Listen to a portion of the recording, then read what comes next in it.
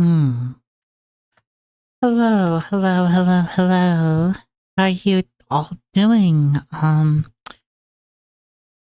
Tonight we will be playing through both milk inside a bag of milk inside a bag of milk and milk outside a bag of milk outside a bag of milk.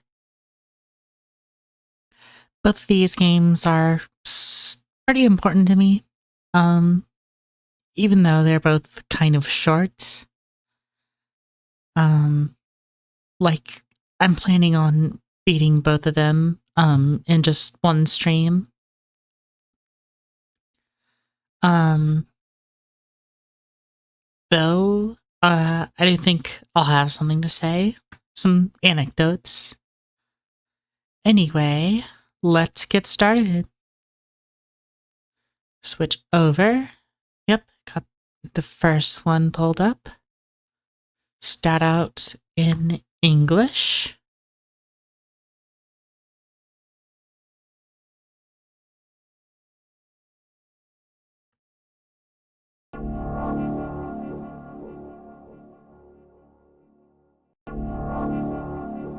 Turn it down a little bit. A little bit much. Alright. Help me buy milk. Okay.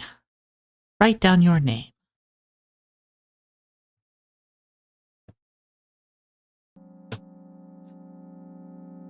I walk down the road to the store and rehearse my speech.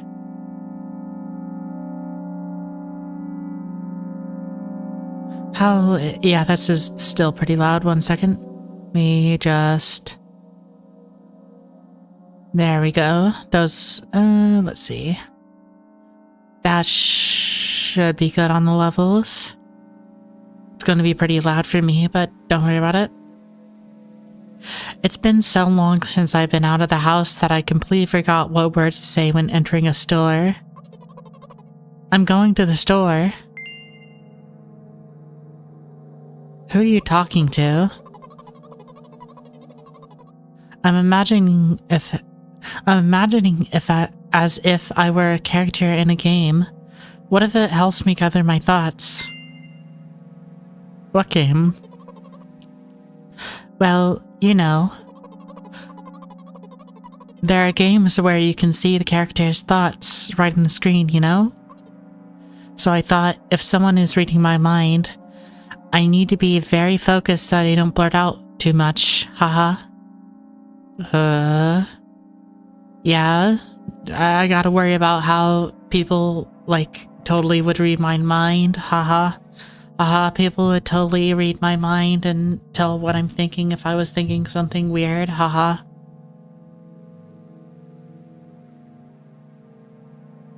I take a deep breath of air. Hello, can I... Crap, I forgot. 19th attempt, and I'm failing again. I bite my lip in frustration. So once again, hello, can I get... Wow, that's a whole world more. Wow, that's a whole word more.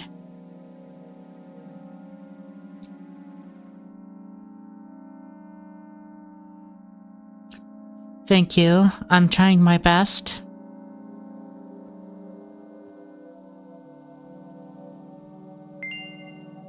I think this time the I sound was longer than usual. Do you think that's it? Who knows? Hello, can I... I wish I hadn't said anything. Don't worry. Okay.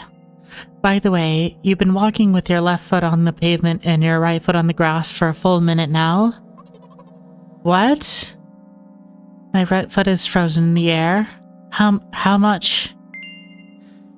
50 steps on the pavement and 51 in the grass. You have to undo the previous step. Hee hee hee. How do you imagine that? It's not the first time this has happened. You've been taught the right way, haven't you? Come on. I don't remember. I'm ready to burst into tears. Here we go again. So, step 1, take a step back to get your foot exactly in your own footprint. Wait a minute, what do you mean step 1? What then? But it's already the 52nd, or wait, I'm going backwards, so it's the 50th. It doesn't add up. Okay. Step 50, take a step back to get your foot exactly in your own footprint. Could you rephrase it to be just a little better? A little bit? You can't just repeat a phrase without changing at least one word. People don't like that. You're hopeless. You make it sound like it's my fault. The store closes in an hour, so you would be very, very guilty if you don't buy milk. Damn, really? Well, are you ready? Hell yes. I carefully move my foot backwards, looking carefully into the dense grass. As I enter the store, I turn to the first person I see. Hello, can I...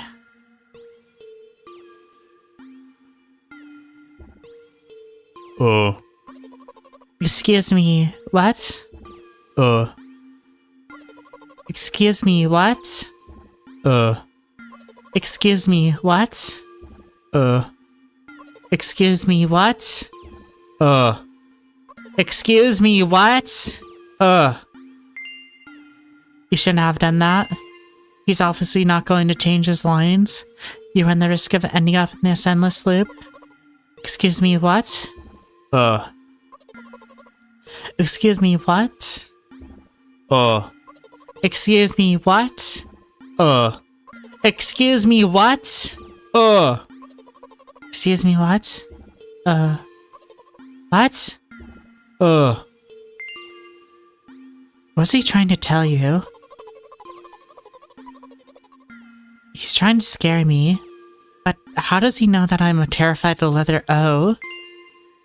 What's so scary about it? I have a frightening image when I picture it in my head. I can show you. Explaining won't be enough, but...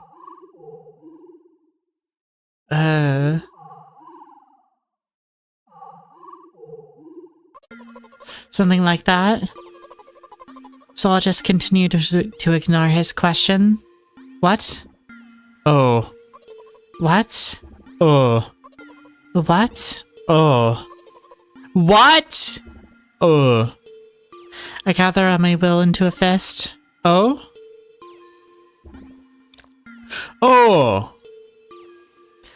My intellectual shock crawled away. You just repeat it after him, and it all worked. Do it more often. Wait, I said he crawled away. Did he really crawl away? I mean, he didn't even look in his direction. When exactly did you say that? Just now? Personally, I didn't hear it. You're just trying to distract me, but I know that my words were shown on the screen. I'm standing by the shelves. On the rack there are bags of milk. We both stand, and the milk lies, or maybe... Hey, slow down. Do you even remember why you were... Hey, slow down. Do you even remember why you're here? To buy milk. So buy it. Right here? What do you expect me to say? I guess something like, not here? Not here. Not here. Take the bag and go to the cash register. I guess the first sentence. And you, as if out of spite, didn't applaud me before my second one. You want to rob me of my little victories. I sighed and reached out to take the milk, or rather the bag within the milk, the bag with the milk inside, or rather a bag of milk inside a bag, or rather a bag of milk inside a bag of milk, or rather a bag of milk inside a bag of milk inside a bag, or rather a bag of milk inside a bag of milk inside... Come on. 15 minutes before the store closes. Hurry up. I remember when those games are called visual novels. And by the way, those numbers are written there in full with letters. Are visual novels worse than books? But the authors are not lazy, so don't get lazy either. Wait, I thought only your thoughts were visible on the screen. Not anymore, so watch your mouth, hee. Ahem. Anyway, you heard me. Hurry up and you'll get it at home soon. What? Anyway, you heard me. Hurry up or you'll get it at home again. I'm on my way. Hello? Can I get some milk, please?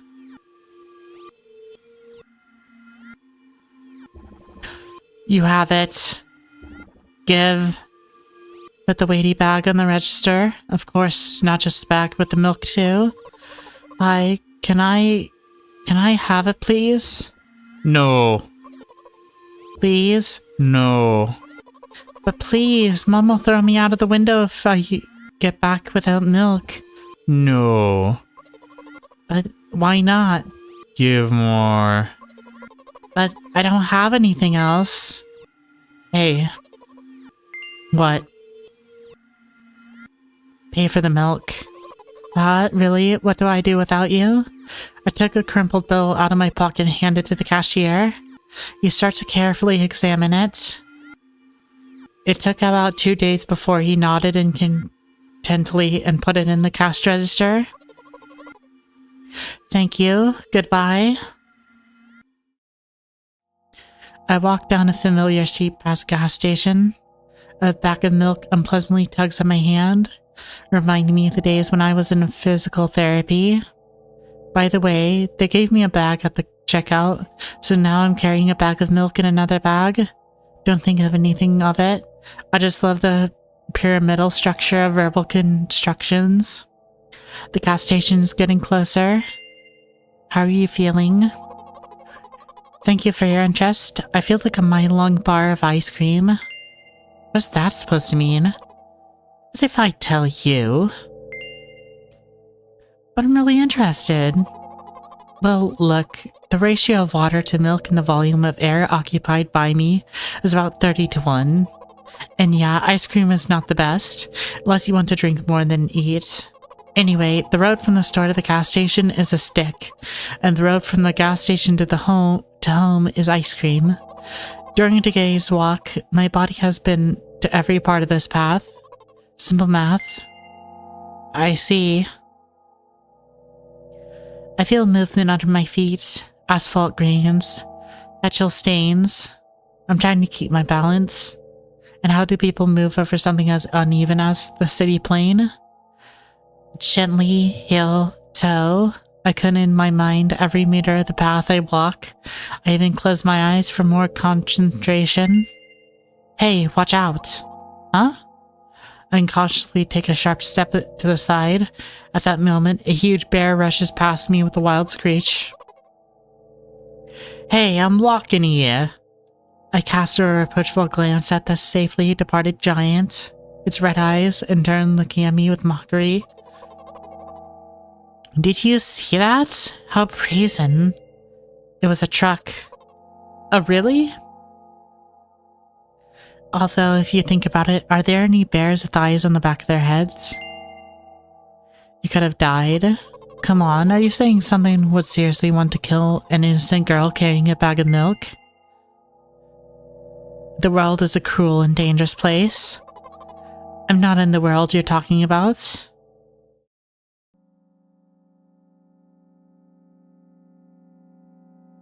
My journey continues. If you think about it, the road from the store has one interesting property. It adjusts to me in the most bizarre ways. When I am in a hurry, all the traffic lights turn off healthily. When I feel like crying, a cloud appears over me and pours rain streams that hide my tears. Right now, I can feel a cloud slowly gathering on top of my head. I'm sad. Are you sure this is really happening?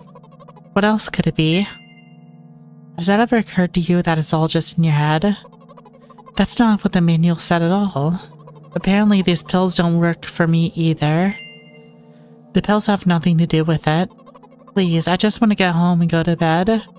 I really, really am very grateful to you, but please, no more. You have to accept the truth. No! You have to accept the truth. No! You have to accept the truth. No! You have to accept the truth. No!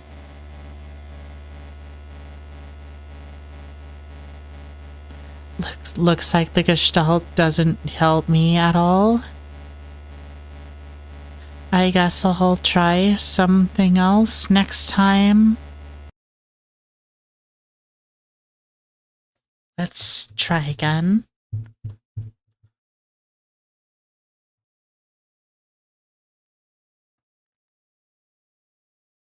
Hope we can do it this time.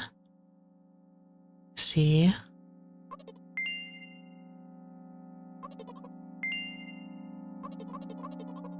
It just...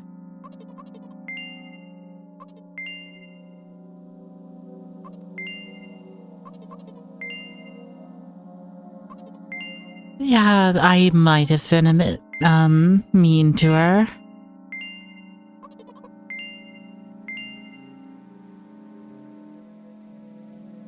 Hmm?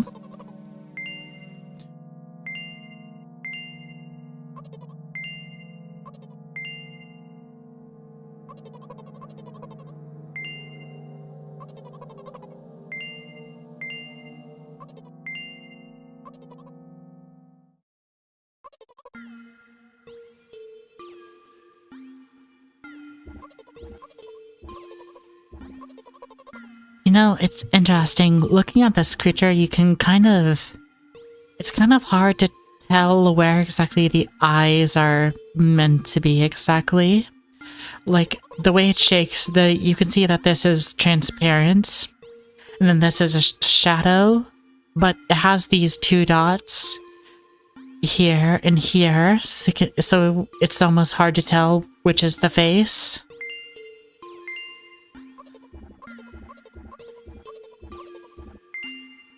Like, this could be a snout, but this whole thing could also be its face.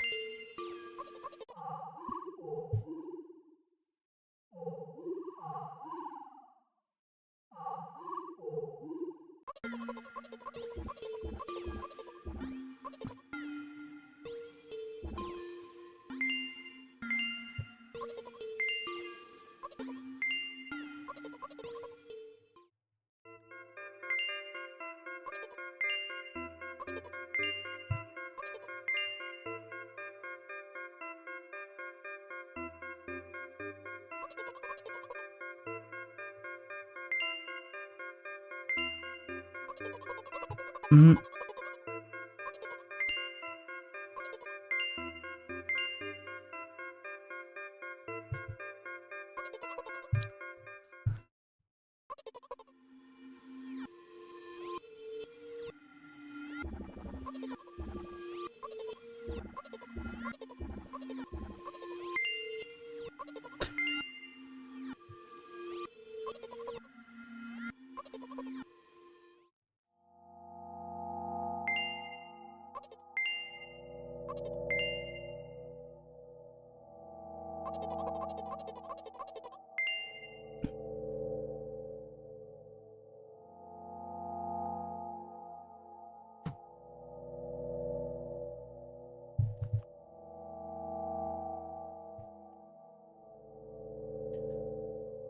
Mm.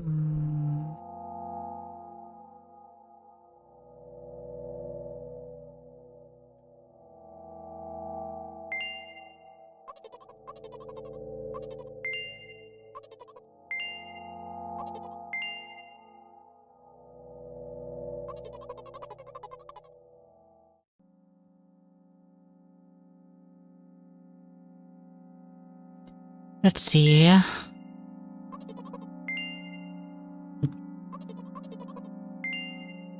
Okay, let's just not egg her on. You know what? What? Since I'm a character in a visual novel, I want to talk to whoever is reading this right now. If you say so. I forcefully squeezed my head through my hand and placed a thought block. Out of the corner of my eye, I noticed a small bench, the perfect place for cliché visual novel monologues. I moved closer, a place of notable weighted bag of milk next to it, and raised my head to the sky.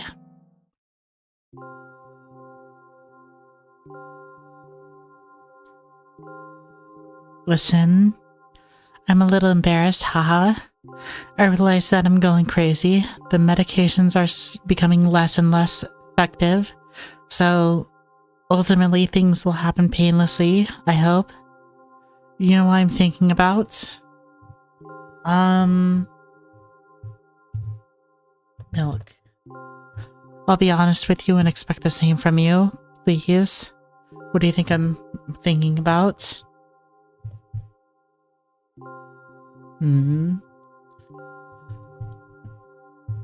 Eyes? I'll be honest with you and expect the same from you, please. What do you know what I'm thinking about?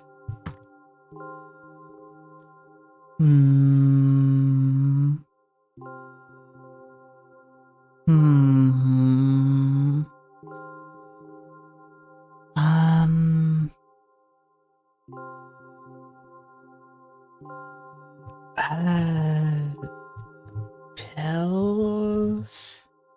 I'll be honest with you and expect the same from you, please. Do you know what I'm, confident? No, I trust?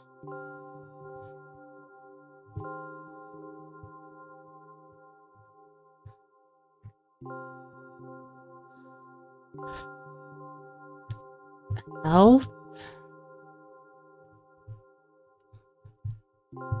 I don't know what I'm supposed to write here. Oh no,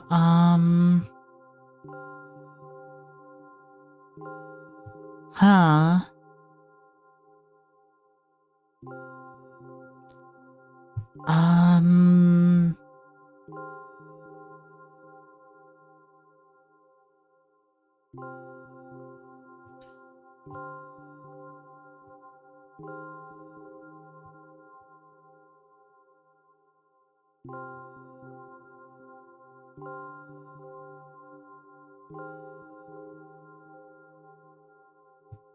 I'll be honest with you and I expect the same from you, please. Do you know what I'm talking about? Oh, wait. Do you know what I'm talking about? Yes, I know what you're talking about. Really? I must be nothing like the model protagonist at all, huh? To be honest, I haven't read many visual novels. Sometimes I regret it because now it costs a lot of time. I regret it because now it costs me a lot of effort just to distinguish between letters and words. By the way, if you don't mind, I'd rather not name my diagnosis. Let at least you be the one who sees me for who I am. Even though I made you up, don't take that away from me, okay? Don't ask me for too much. How stupid does this all seem?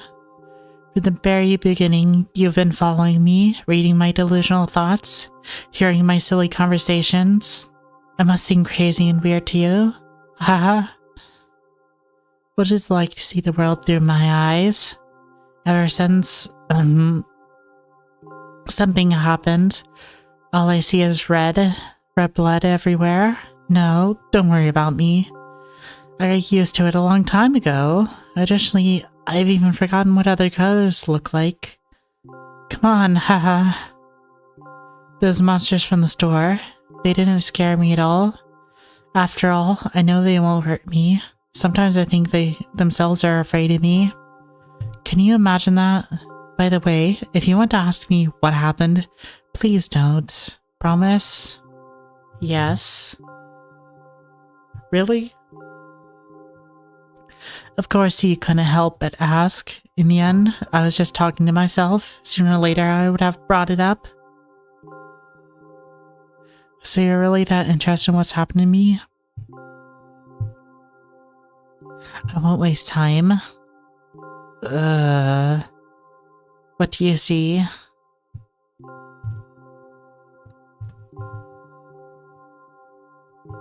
Anyway, this is my dad. Some of his parts, at least. We do have a very difficult family, but despite all the problems, I never would have thought. Sorry, I shouldn't have raised my voice. Anyway, he jumped out the window and died. This is my last memory. Then a long gap. Strange. Very strange.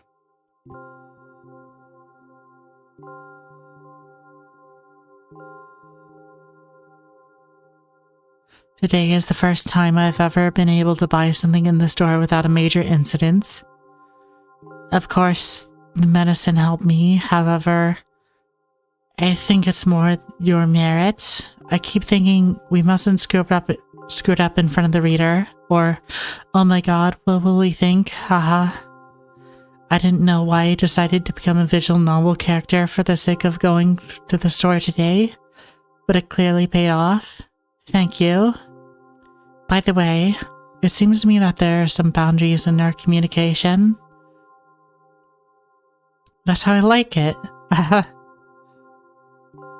And yet, I've been so sad lately. I've been thinking more and more about what my life has become ever since my dad, well, you know, day after day, it's the same thing. I've tried so many medications I hardly feel any difference between them anymore. As long as they help keep me on my feet, I'm happy, haha. But you know what? Today is a special day because I have you. There's so much I want to tell you. That was very rude of you. Oh no. I'm not going to pressure you. I'm just going to advise you to get home. I understand. Well, dear reader, shall we go?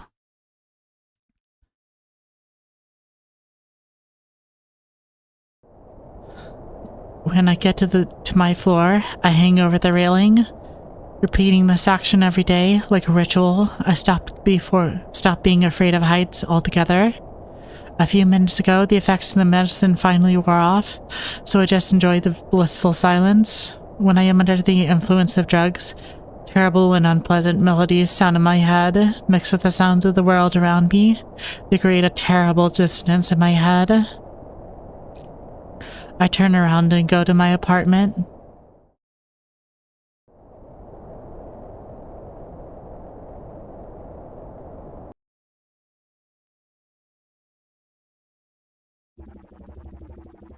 Did you bring the milk? Hi, Mom. Did you bring the milk? Yes, Mom. Did your new medicine help? Yes, Mom. Go to bed. Yes, Mom.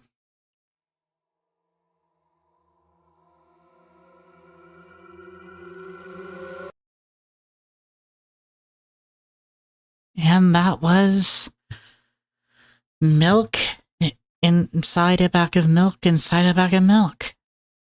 Rather short little thing, like probably not even 30 minutes. Let me see. Let me switch over to milk outside a bag of milk outside a bag of milk. Before I switch over, I'd say, like, it is very, like, ambiguous, the main character's condition. Oh, welcome, Shaken Blake. I just finished Milk Inside a Bag of Milk. It was just 30 minutes, like a minute of me running back to because I got a bad ending. Milk outside a bag of milk is going to be a lot longer. If you want a summary, a girl goes to the store to buy some milk while also having Very insecure. Insecurities, diagnoses, symptoms disorder. She's very cool. She's kind of like me for real.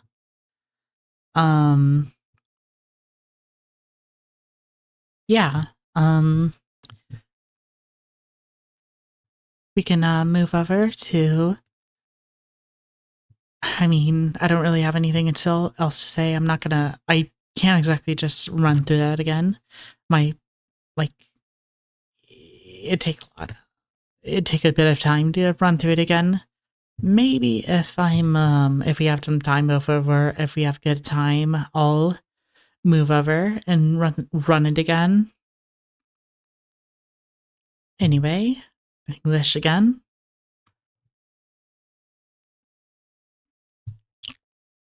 This game contains flashing images and sensitive content. Take care.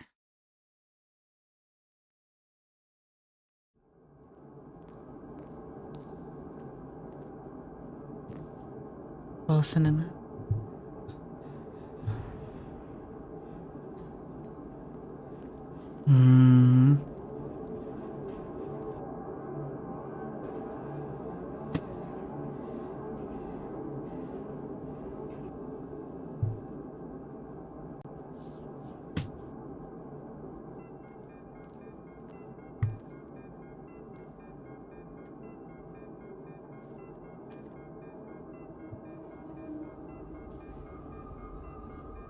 Cute hat.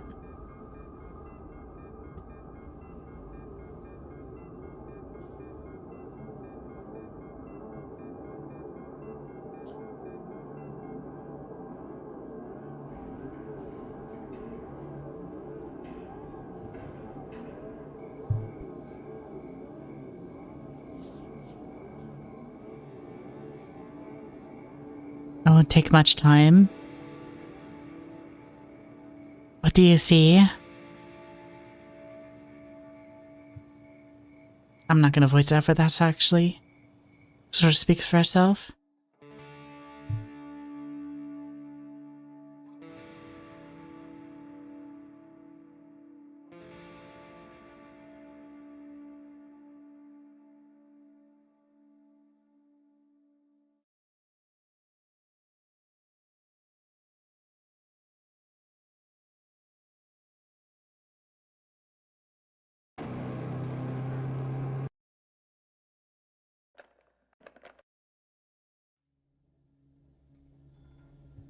Milk, outside a bag of milk, outside a bag of milk. Oh yeah, these games aren't like super complicated, but I definitely recommend it for the experience. New game.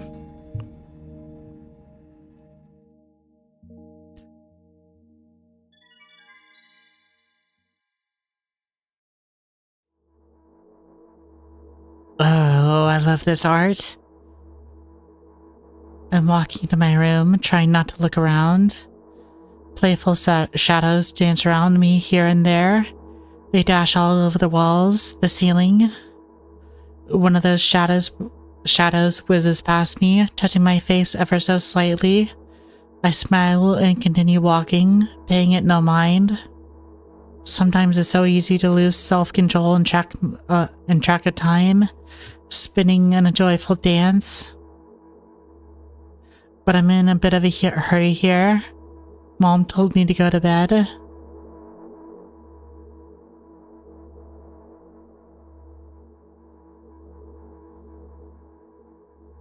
I've walked past the kitchen on the way to my room. The door is shut, but can still feel the chilling air coming from the other side. My first thought is that there's a living corpse blowing into the keyhole, laughing mockingly. Ah, that's so silly. I'm absolutely sure we have no corpses in our kitchen. I know for sure that we never have any corpses in a kitchen. I'm absolutely sure that...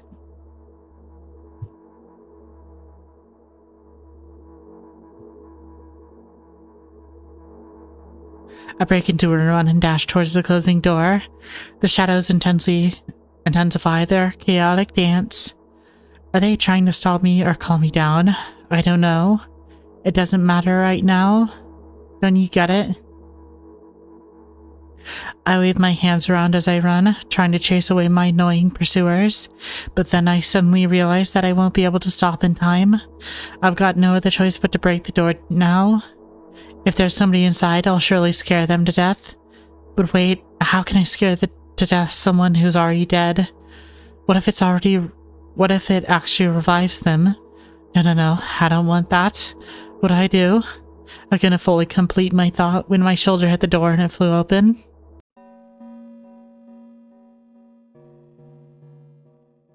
As I expected, there are no living corpses inside.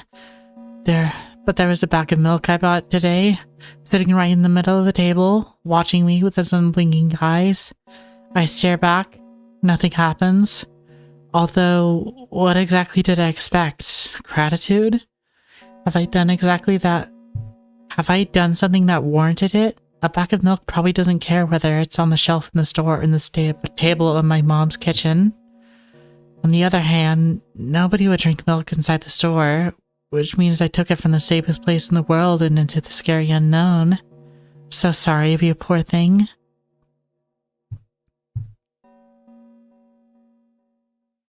I turn away in shame and leave the room in a hurry. I only bring others trouble. I walk towards my room through a narrow corridor.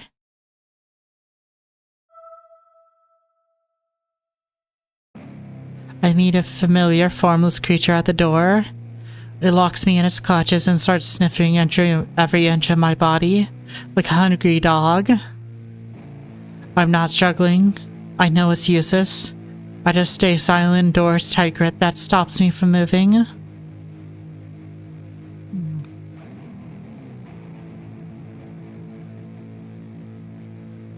After sniffing me from head to toe, the creature holds out its ugly paws, staring a single claw, thin and sharp like a blade. Again. I stare questioningly into the monster's bottomless eye sockets.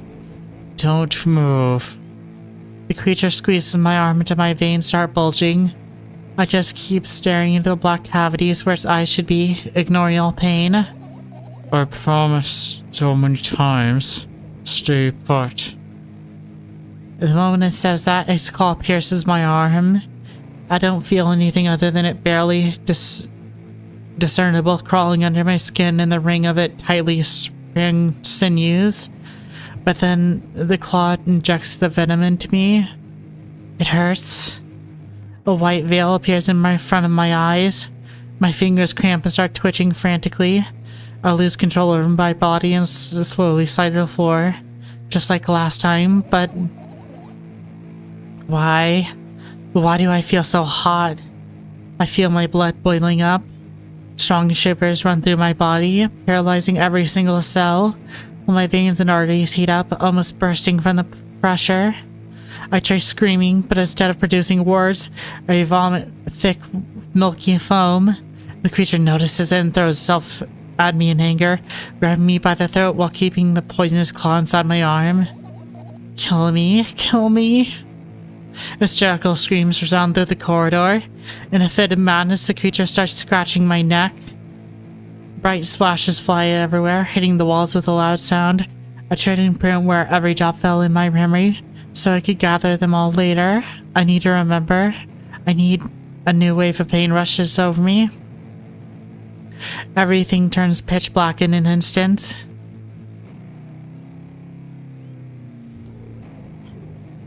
Say it.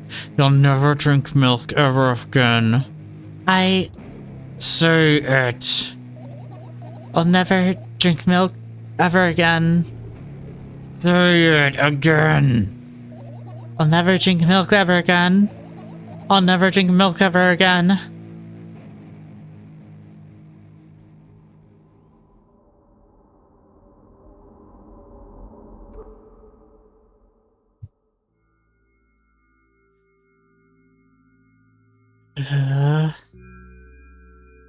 Feel like me. I finally get to my room. I'm so tired of all this fuss. Thankfully, I still comfy and warm in my room. Even the weird sounds coming from the outside don't make me anxious at all. Mom told me to go to bed, so I need to perform all the needed preparations. I've washed my face and now I'm standing in front of the mirror with a toothbrush in my mouth. I look at my reflection. It shows absolutely no desire to sleep. Yeah, I get how you feel. And there was a time when the last minutes before I slept were my favorite time of the day. I love anticipating the inevitable moment when reality and the dream world would crash. I woke up for the moment's sake, living through the day for it. My biggest dream was to sleep all day long. It would have been so cool, but the dreams always slowly but surely slipped away. Someone fishing them out of my head, one after another, until nothing was left. And now I have to sleep again, even though I don't feel any need for it.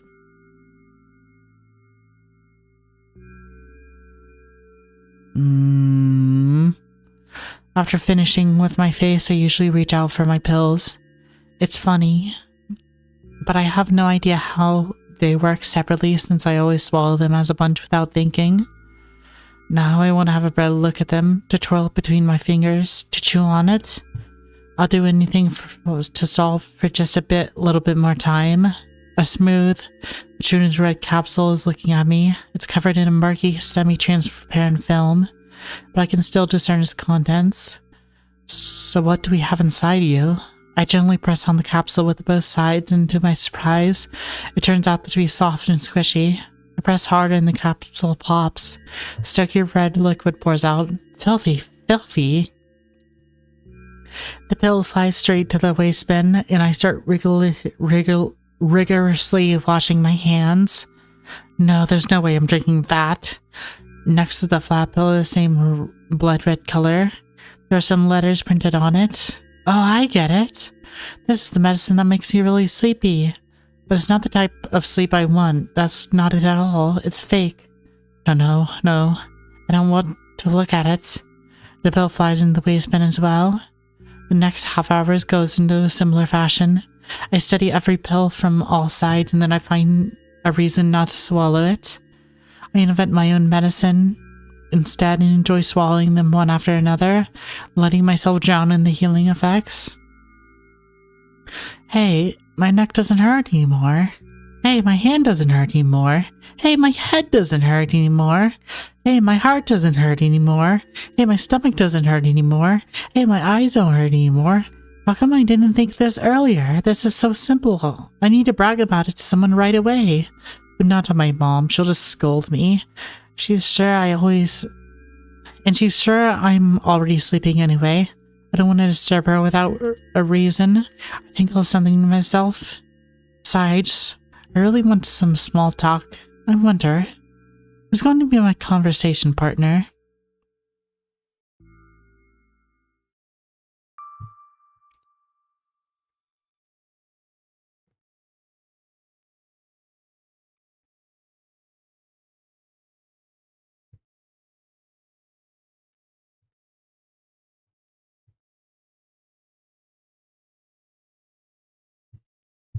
Hey.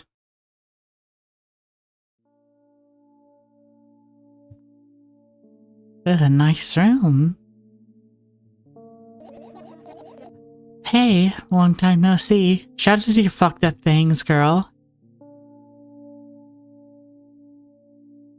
Yeah? Really did a good job there? Hey, long time no see.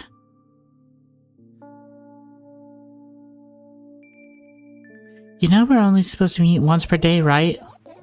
Why does your voice sound so grim? Naturally, I've read the manual. Judging by the pictures, the overdose side effects on the usual headaches, dizziness, exhaustion. Basically nothing I can't handle by myself. After all, now I know how to do it. Aren't you a little bit happy? Not even the slightest bit? Actually, when I first played these games, when would have been? I don't know, like 2 years ago? I actually, took an old black shirt and like made the shirt into like a very budget shitty cosplay. Like I took the old shirt, it was cotton, and then I took a piece of cardboard and sort of cut out a stencil for this like knot shape. And then I took a spray bottle, put bleach and like diluted it with a bit of water and sprayed it on. And then over a few minutes it like bleached slowly enough to where I could get it to this like orangish red color, and then I washed the bleach out, and like I still have it. It's not like the best. Like the stencil didn't cover the whole area, so you can very much see the like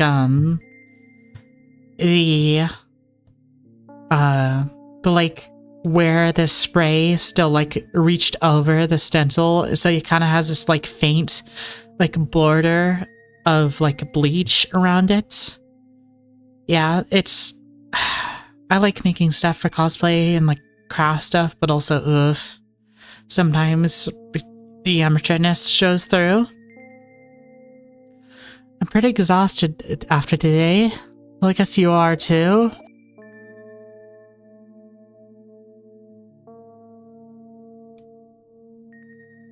That's not true. You need to go to bed.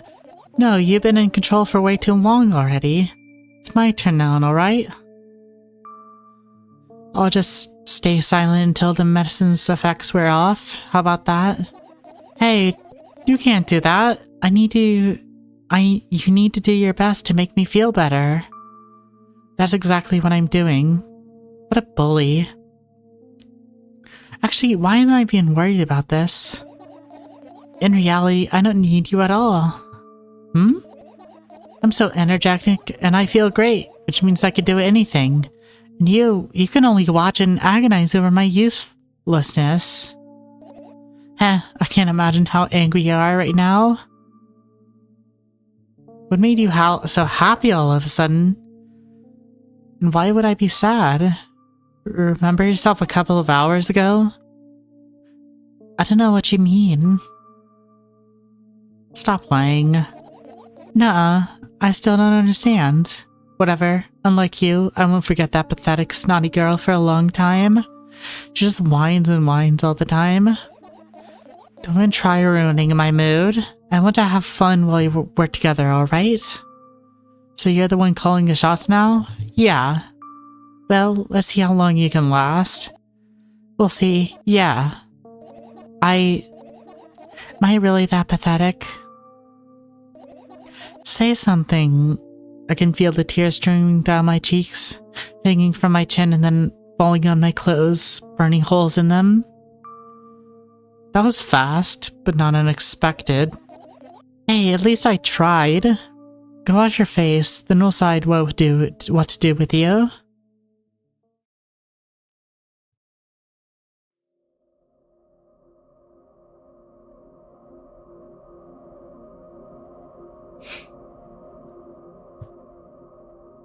In front of my mirror again. Keep staring at my reflection, trying not to get distracted by the sneery looks the walls are giving me, trying not to drown in their giggling. But then me in the mirror also shows me a creepy smile, bares her teeth at me. I shut my eyes, but that doesn't help. It wouldn't have helped me if I sunk through the floor. I start counting in my head. 2 squared, 2 by 2 squared, a squared squared, squared pyramid squared, a pyramidal structure squared, a pyramidal structure hypercubed. I feel better, but my head is splitting apart now. How do you feel? You're mocking me, right? I'm obligated to ask you this at least a couple times per session. A session, huh? You don't like that word? I'm fine. No, you're not. I don't know why, but I thought I'd be able to take control. I was almost ready to. I was sure I'd be able to change something. After all, I was able to buy milk, you know? You know, you ought to know how challenging it is.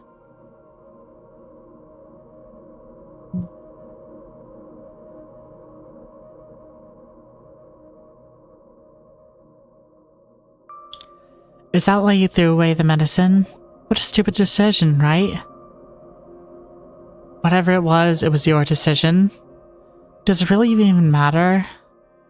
And what do you think? Can't be sure about anything? You can't take me seriously anyway? Then why did you do that? I feel like I'd be able to fight it on my own.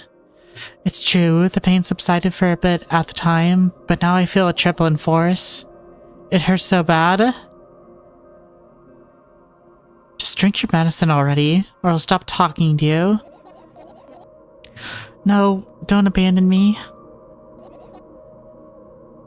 Dejected, I reached out for the shelf with my medicine. I swallowed the pills one after another, chasing away the unpleasant visitors that keep floating up in my memory, and yet my mind still draws a terrifying picture. Lumps of coagulated blood and transparent coating travel down my esophagus, scratching down its soft walls, leaving behind furrows. I shake my head violently. I don't care if it makes me feel dizzy or worse than the pain. I just want to think about something so repulsive. You still haven't changed. What do you mean? You're afraid of being alone?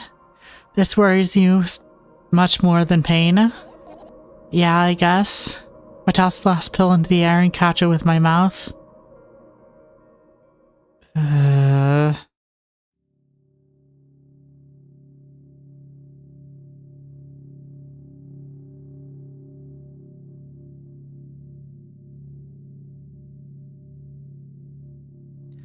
I lie on the floor. I look up at the ceiling. I can clearly hear water in the metal pipes there.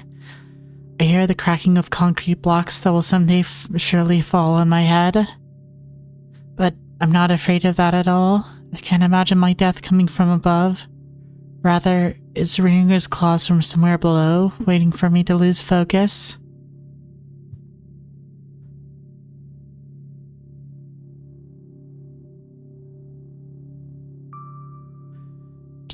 Do you want to talk about it? No, I've had enough of talking.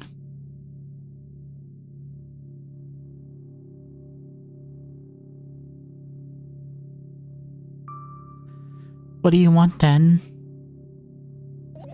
I just want to lie down for a bit.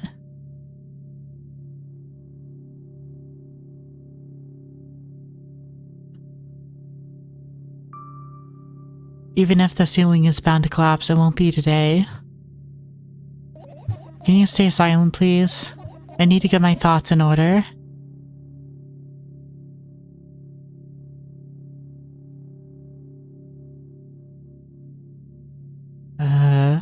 Weird perspective. So long. I carefully extract thoughts that are yet to be fully formed in my head and lay them out on the ceiling in orderly rows. Now it's my corkboard. In hopes of seeing the whole picture, I switch them from one place to another, pile them on top of each other, scudding them around. In the end, I throw them off in my hand, annoyed, and start over. And I can't do that. I can always imagine your thoughts as something small and swarming, like cockroaches. Ew, I hate cockroaches. Can I make them fireflies? I don't mind either way.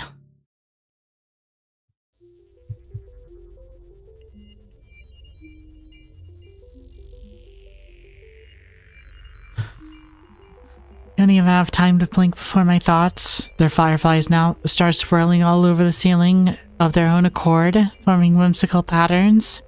You can only observe them and wait for the right moment. It's just, the moment doesn't come. The mocking sounds of flapping wings coming from the ceiling makes me start losing my patience. Enough! I hate you!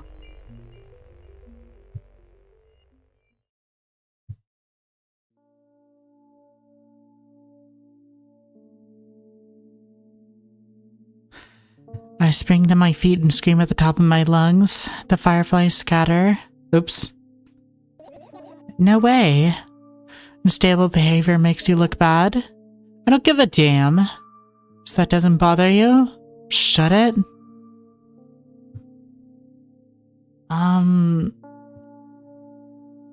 No. It's not gonna help worrying about this kind of stuff too much. A lot of people act like this. Really? You'd have a reason, didn't you? You'll surely get better, believe me. You're at it again? What do you mean? Never mind. And I've changed my mind anyway. Please don't stay silent for that long anymore. I'm having a hard time without your help. Fine. I raise my eyes to look at the ceiling once more. Sadly, all my fireflies seem to be hiding somewhere.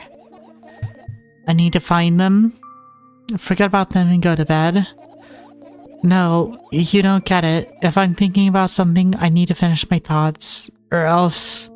I glance around the room. Too many places for creatures as small as a firefly to hide here. They can be anywhere. Suddenly I hear a deafening rumble. The clock just hit midnight. It's so late already. I couldn't go to the bed right now. Will you help me, please? Will you help me? Come on, stop bullying me. You promised to talk to me. What are you thinking while lying on the floor? What do you mean? You should know it better than anyone else. That's the thing. I have no idea. This is weird. Will you tell me?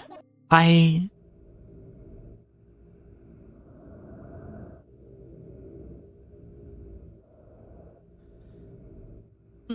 roll my sleeves and start rubbing my eyes intensely. They're so itchy. Why are you crying? My eyes are itchy. Did you drink milk? I wonder if I tear out all my eyelashes one after another, will my eyes stop itching? I wonder if I tear out all my eyelashes one after another, all my eyelashes one after another. If I tear out all my eyelashes one after another. What have you done? You need to gather the class and then I need to have a bath and then... Here, drink some milk. No. I stand in the middle of the room, my mouth agape, gasping for air. I think I just experienced death.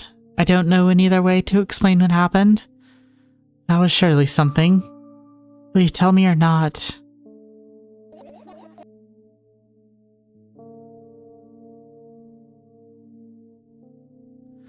About what?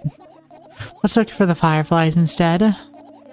Let me, instead of running around, I've already have enough adventures before bed. I need to gather my thoughts quickly and go to bed.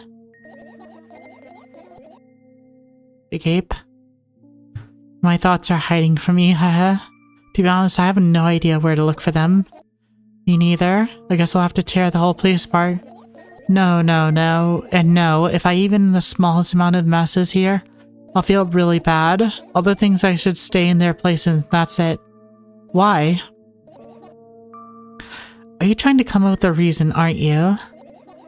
Who? Me? No, of course not. I think you forget to put up your mind block. I can see through you. Rude. Alright then. So we need to find a bunch of tiny insects moving mountain junk without moving through anything.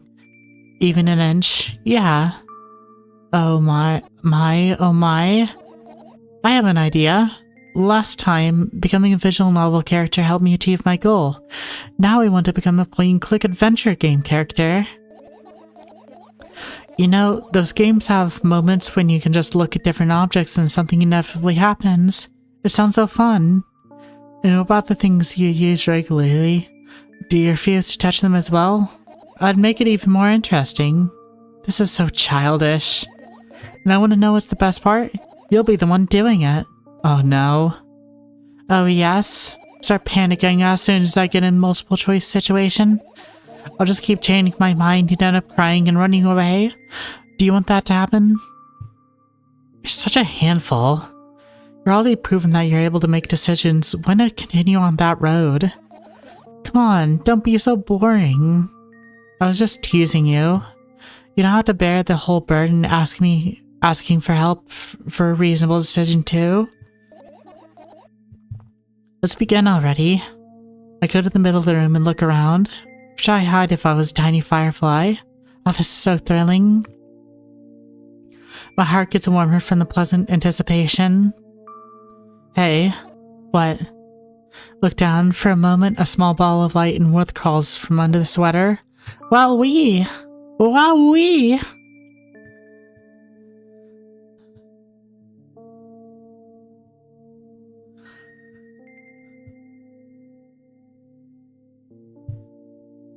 I carefully grab the firefly. It's pleasantly scorching to the touch. I put it on my shoulder. I'm sorry, little guy. Time to come home now? As if it were an order, the firefly drifts up, circles around my head for a bit, then flies into my ear with the sound of a bullet. It tickles. One down. Let's look for the others. Yeah.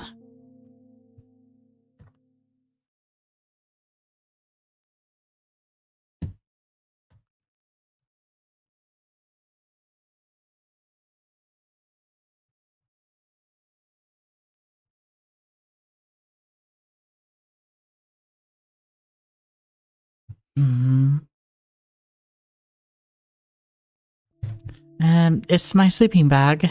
It's soft and warm. I'm sure there's no living creature would be able to resist temptation to spend a minute or two inside. I want to dig into it with a couple of my favorite items, close my eyes, and then... Hey, did you fall asleep? Huh? I gently saw my cheeks turn myself to my senses. It's already way past midnight. Usually I'd be sleeping like a log at the time, but right now I can't. As I continue searching, hey, maybe we'll find something aside. Nah, my thoughts don't have a feature of putting to sleep. Quite the contrary, they always cause insomnia. Just like that. Just like tonight. Okay. Huh. She has an interesting setup. Cartons of milk.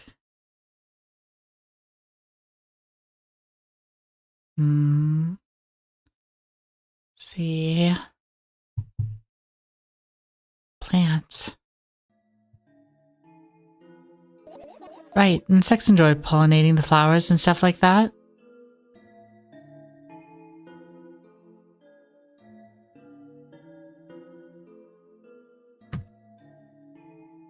One second.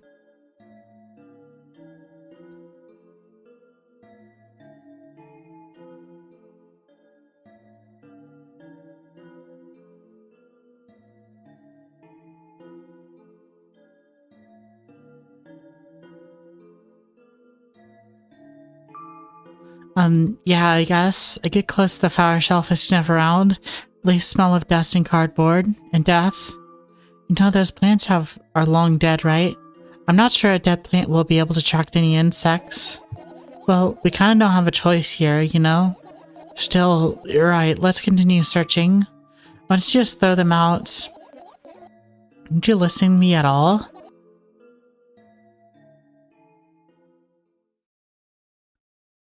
Hmm...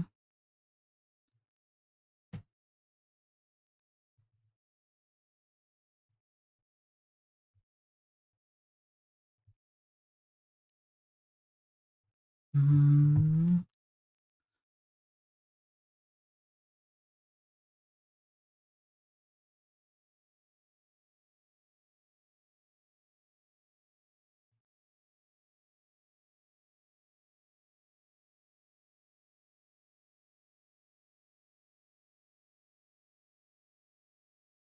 Hmm...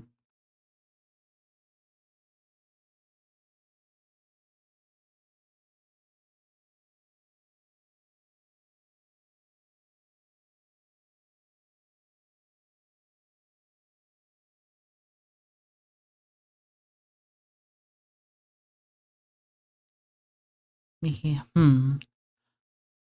Sorry, I'm just looking at something. Usual notebook pages glued to the wall with duct tape. Numbers are drawn in them. It's the only kind of information I can take in without trouble. Dosage and side effects? Yeah. You knew them by heart. Yeah. This is not your handwriting, isn't it? Of course, it's not. Shaky, broken lines, ugly numbers. It's not writing, it's more like claw marks. Don't forget to thank your mom. Don't need your advice. My scream makes the pages rustle relentlessly. After a moment, a firefly appears from underneath them. After looking around in the business-like manner, takes off in the business-like flight and ends up entering my business-like ear. Hey. Continue searching.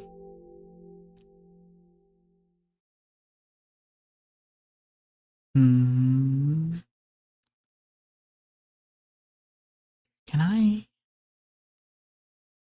Can't really go out to the balcony. Towards a very high place under my ceiling. I can hear countless number of small legs marching inside the AC unit.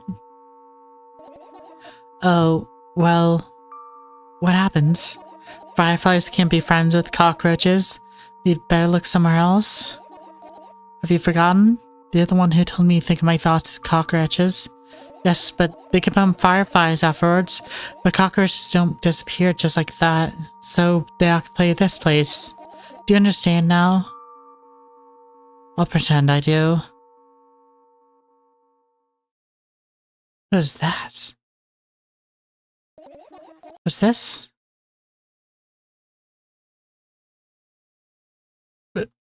Okay. And what's funny about that? I imagine myself being a fig pan.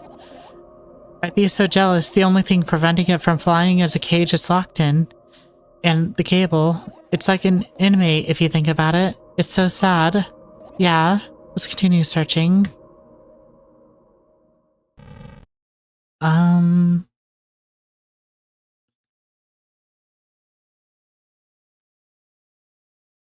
Some radios. Alarm clock.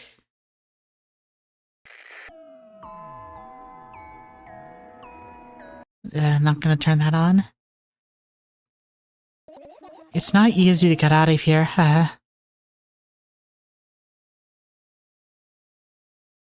Alarm clock? I look at the alarm clock. The contain continues its unstoppable flow. It's so late. Are you tired? You bet I am. I let out a theatrical yawn and hold on my arms to my sides. 1, 2, then I raise them above my head. 3, 4. Maybe a little workout will help me freshen up. Good idea. Do you remember the exercises you've been taught? I think so. I taught a hesitant stance. What was it? Heels together, toes apart? Whatever. I'll go with that. Count down 5 minutes. Fine, you have the clock right in front of you, though. Can't look at his hands for too long. First, I feel like I'm going to start moving in the wrong direction, and then disappear altogether. And then things always get messy. This time I saw a pair of eyes on the clock face.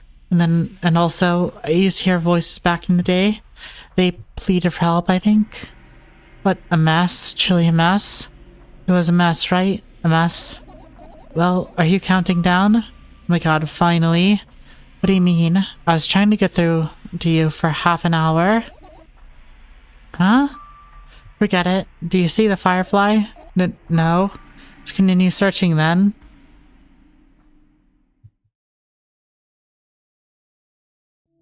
Tilt my head downwards and almost fall over.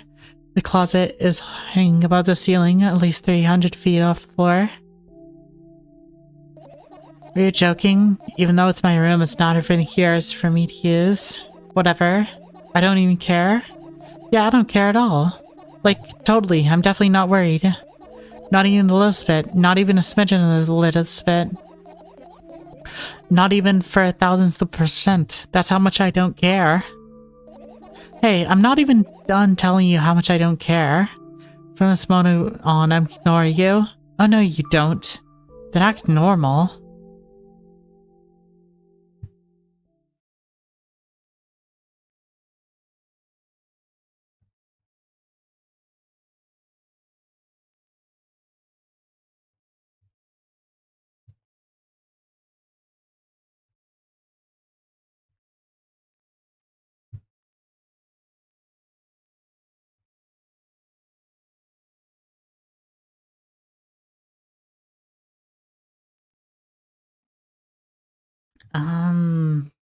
Pills? I look at the amount of pills and it makes me feel dizzy. I don't want to think about it. I don't. What's wrong? I've almost skipped my dose for today. How reckless. I could have died.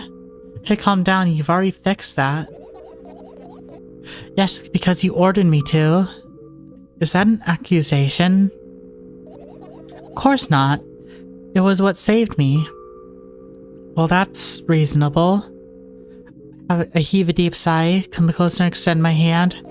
Wow, it's warm. The moment those words leave my lips when the bottle overturns, pills rain down from it and along with them, a firefly, hooray! After circling above my head a couple of times, it finally lands on my palm. Firefly rushes to my arm, and upon reaching my shoulder, falls straight into my ear. My mind becomes a bit clearer.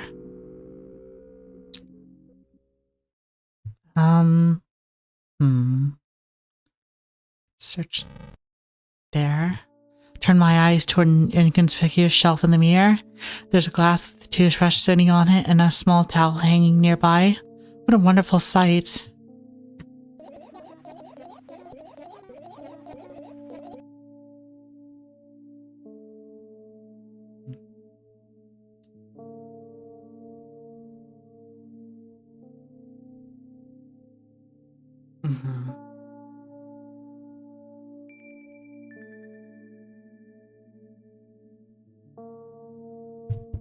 Oops, sorry.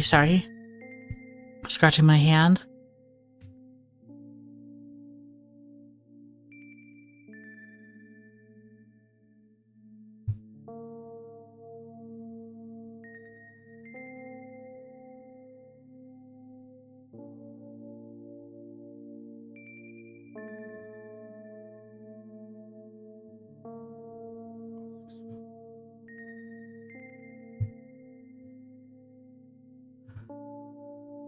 Fireflies are smart and good. They would never get in there.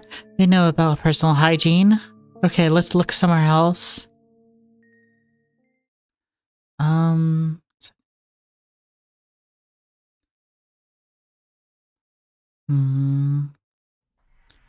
took a look at my laptop. I haven't touched it for years, so it's covered with a layer of dust as thick as my finger. Bizarre item. I fear it. Why? It's a long and boring story. Wonderful, tell me about it. I insist. I don't remember how it appeared in my room. One of my parents probably bought it here because they couldn't find a better place for it. They didn't prohibit me from using it. On the other hand, they encouraged me to do so. Sure, I could have spent whole days in front of the screen. Games, drawing, engineering, calculator, 3D modeling. So much fun to do. You had amusing hobbies. Yeah, I did, before entering the web. Imagine this. You're a hamster that lives underground. You have everything for comfortable living. Did you imagine? As always, your analogies are spun. Okay, I imagined. Alright, so you're a hamster that lives underground. You have everything for comfortable living, okay? Okay. Wonderful. And here's a situation. You're a hamster that lives... Okay, I got it. What else do you have to talk about? Yeah. Fine. Suddenly a firefly slowly crawls out of the laptop's vent grill. I reach for it. It gets on top of my palm, blinking all the while. I think it's trying to say something. See that for myself. If only I knew what it looks like. A cipher. Don't you want to crack it? I change my mind. I have absolutely no desire to find out what it's trying to say. Firefly stops glowing for a moment after that. Then it starts glowing again, as if it's coming back to its senses. For sometimes it thinks about the further course of actions, then flies up and dashes into my ear. Let's continue searching. Finish searching? Yeah. Wait. Yeah.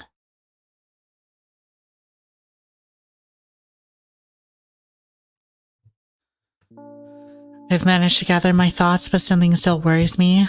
On the other hand, I haven't managed... I wasn't supposed to be happy anyway. Why not? If I lose something and then find it, it's going to be back at the starting point. No changes at all. A zero sum. Happiness is always about being positive, right? Shouldn't think about that. It hurts you. I want to sleep.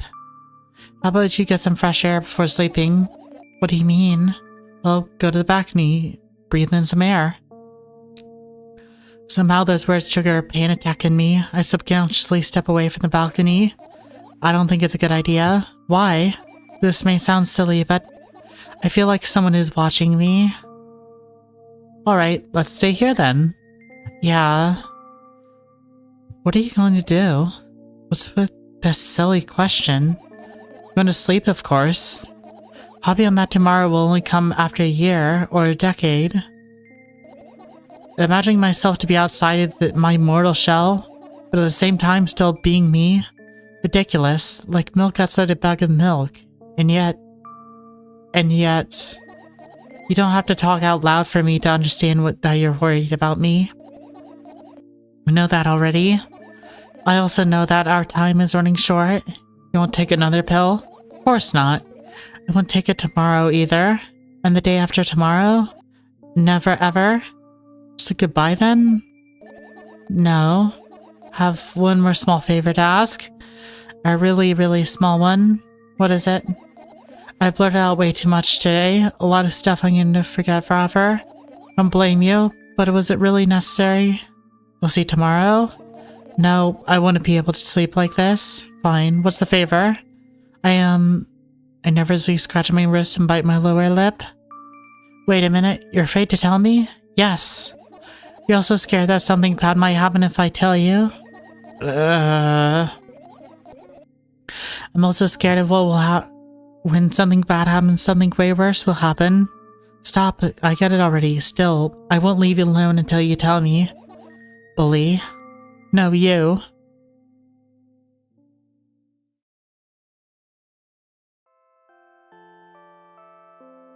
Oh, the Eeper. Crawl inside my sleeping bag. Lowest part of the room is very cold. I hurried to wrap myself in blankets, even though the electric heater is working hard to keep me warm. I'm sad because the dreams just won't come anymore. You won't believe me if I tell you how I dealt with it at first. Of course I'll believe you. I know, it was a joke. Well, anyway, I washed my fresh face, brushed my teeth, lied down, and started imagining when I'm watching a dream. I didn't sleep at all, of course, and always looked sleepy in the morning. After a week of insomnia, I started feeling weird and seeing things. Letters floating in the air, strange silhouettes that appear. In the most inexplainable places, bulging eyes with the terrible pale pupils. It was scary, you know? Then one day I almost died. I just collapsed in the middle of the room and couldn't move for a while. And then the silhouettes, the letters, and eyes were hanging over me and hissing. It was horrible. And well, deserved, I guess? I felt like I was caught in the biggest lie in the world. Yes, it felt exactly like that.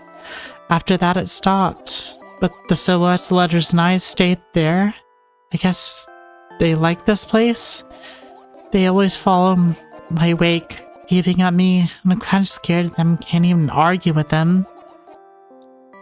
But today, well, I still too scared to tell me? Of course, they're still listening, you know? Use your hands. Alright. I start chaotically twirling my fingers with enthusiasm, forming complex shapes. You want me to tell you a bedtime story? Shh. And I was trying so hard here. Don't you get it?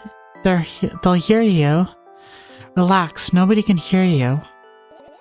So what do you say? I'd be happy to, but I have no idea how to tell them. Oh, it's incredibly easy. Just talk about something without stopping. Sounds silly, but it's not. Meaningless. You don't know what you're talking about, and I know enough to realize that we'll just end up wasting time. Let's focus on something actually important. Boring. Fine. Close your eyes.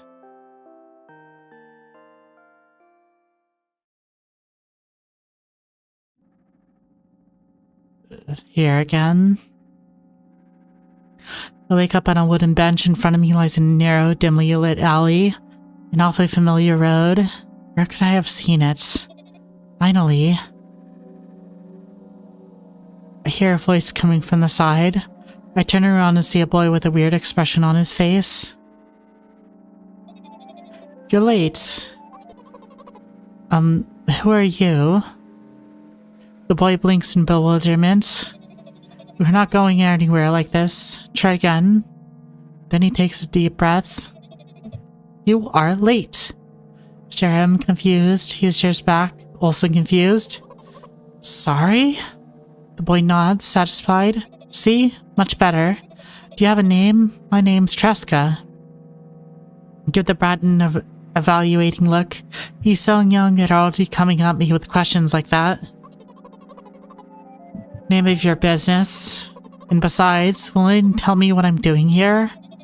Hey, that's rude. That's not like there's somebody else here besides me.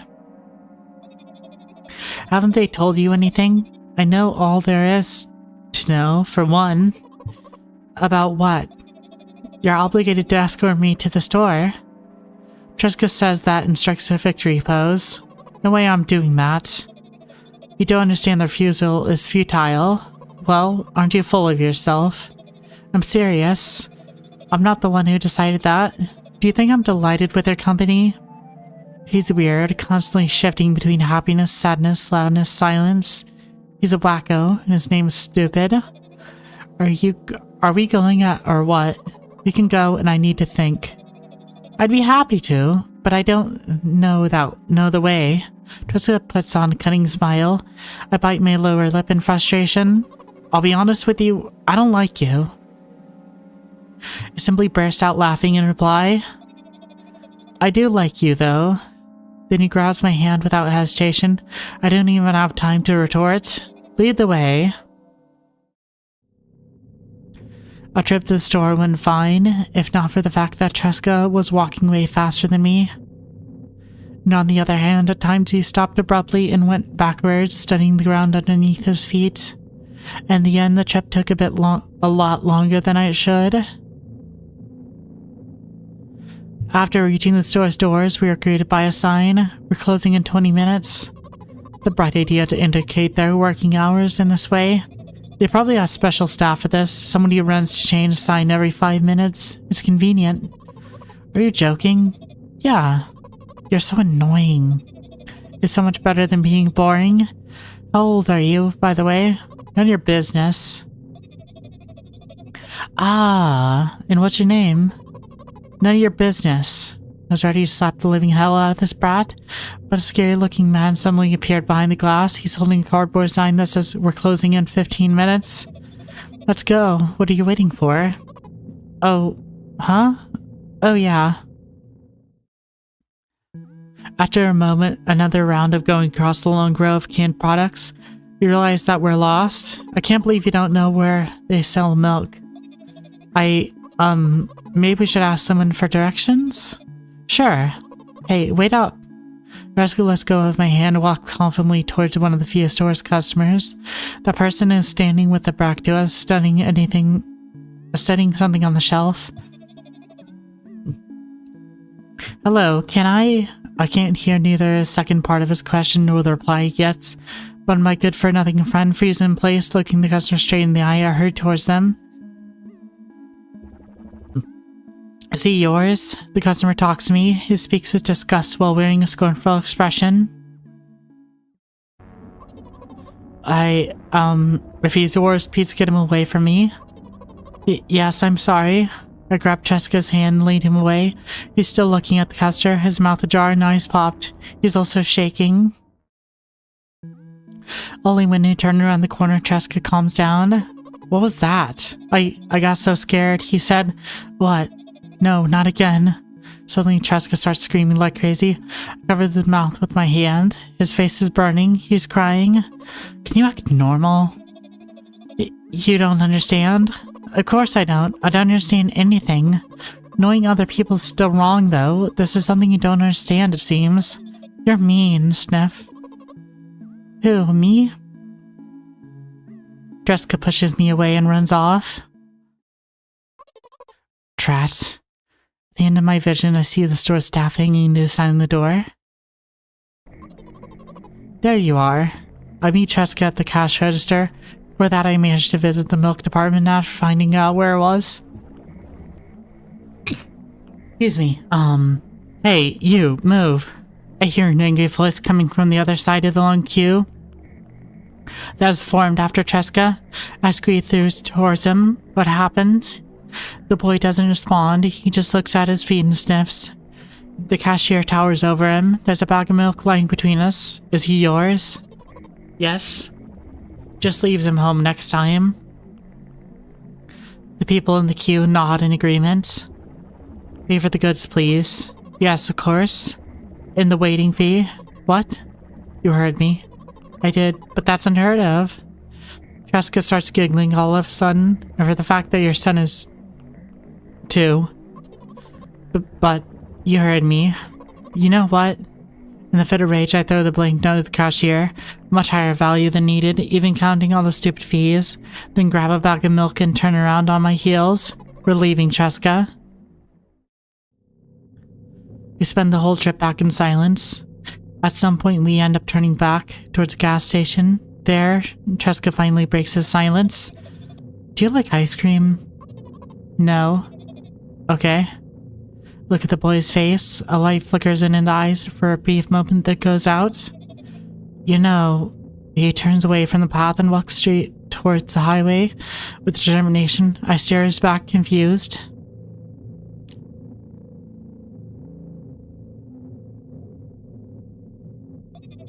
It seems like you're not helping me at all. A new playful light flickers in Cheska's eyes.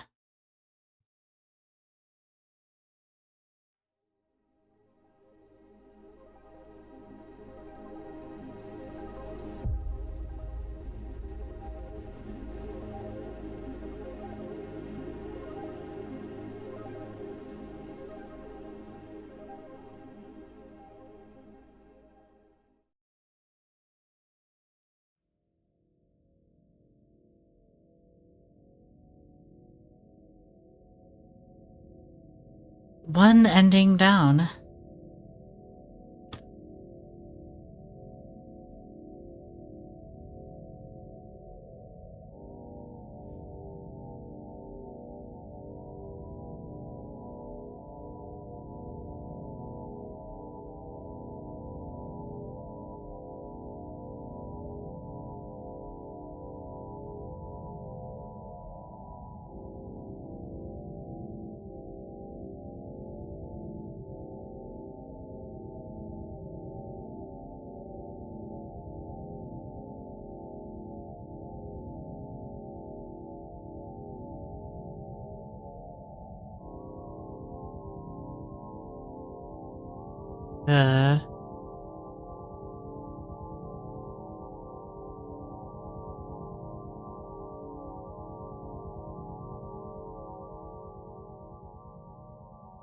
Turn it down a little bit. It is like killing me.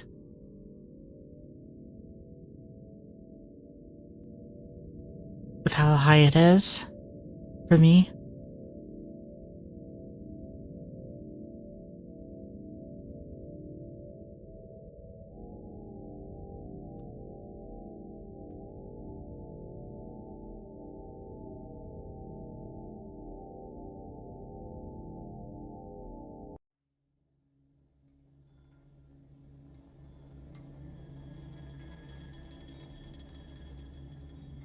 Let's continue. Wait, do I have to... Oh. Hopefully I can just skip through all this easily.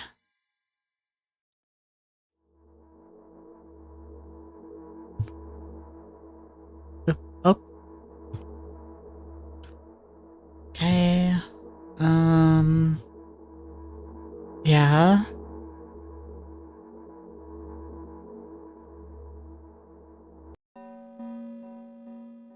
One complaint I'd say is that there's like 5 more endings that are each unique, but they're all like, you have to go through this whole thing. I think you have to go through the whole thing.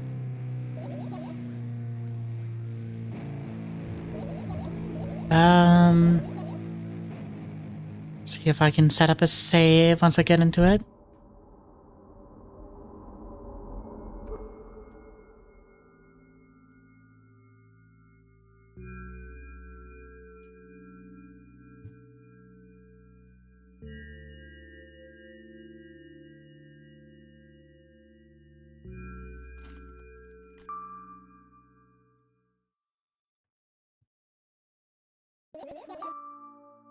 See.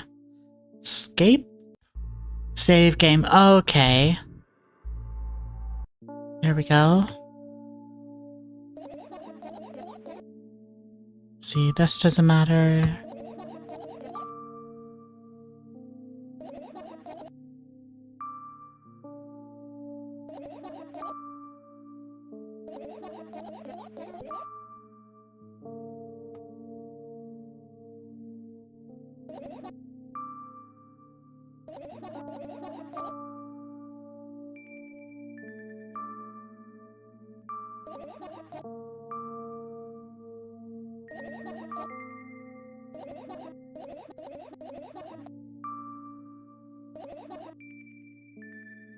Hmm.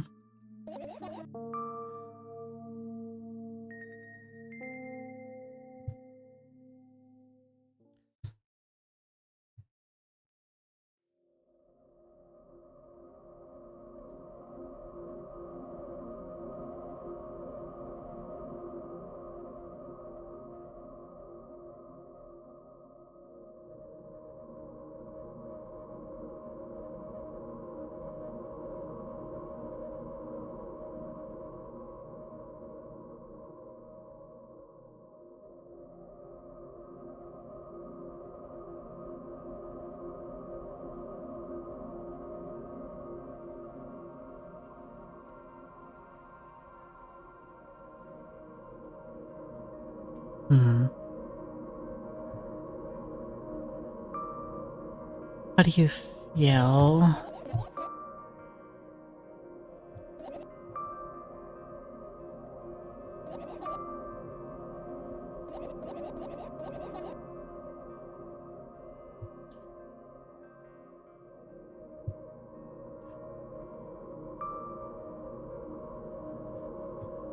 Probably could have saved, but I didn't think of that.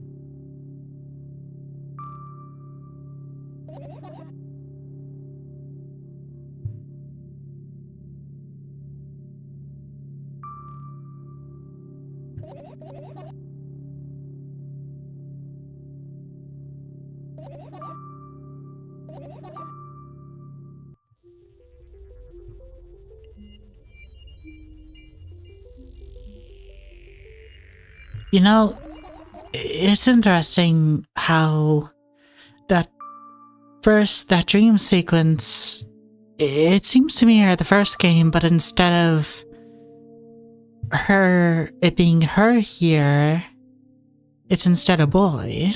Interesting.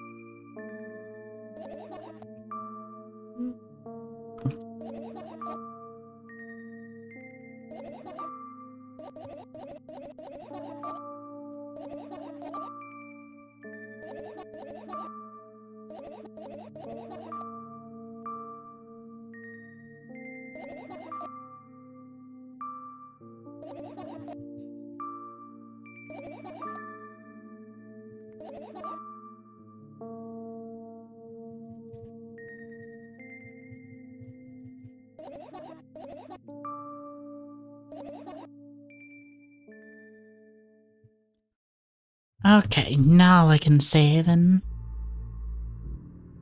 Saved. And... Let's see... Wonder if... Is that... No, it's just zooming in. Wonder what would happen if it just let it go.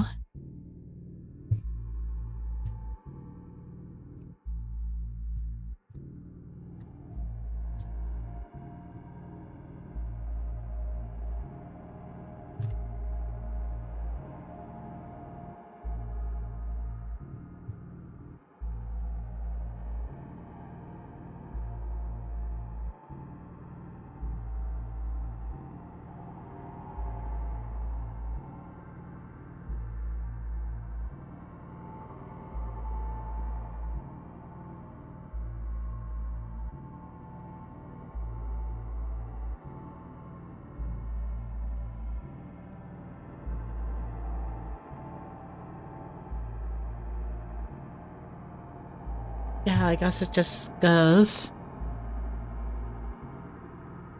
Game saved. Okay, okay, let's laptop then.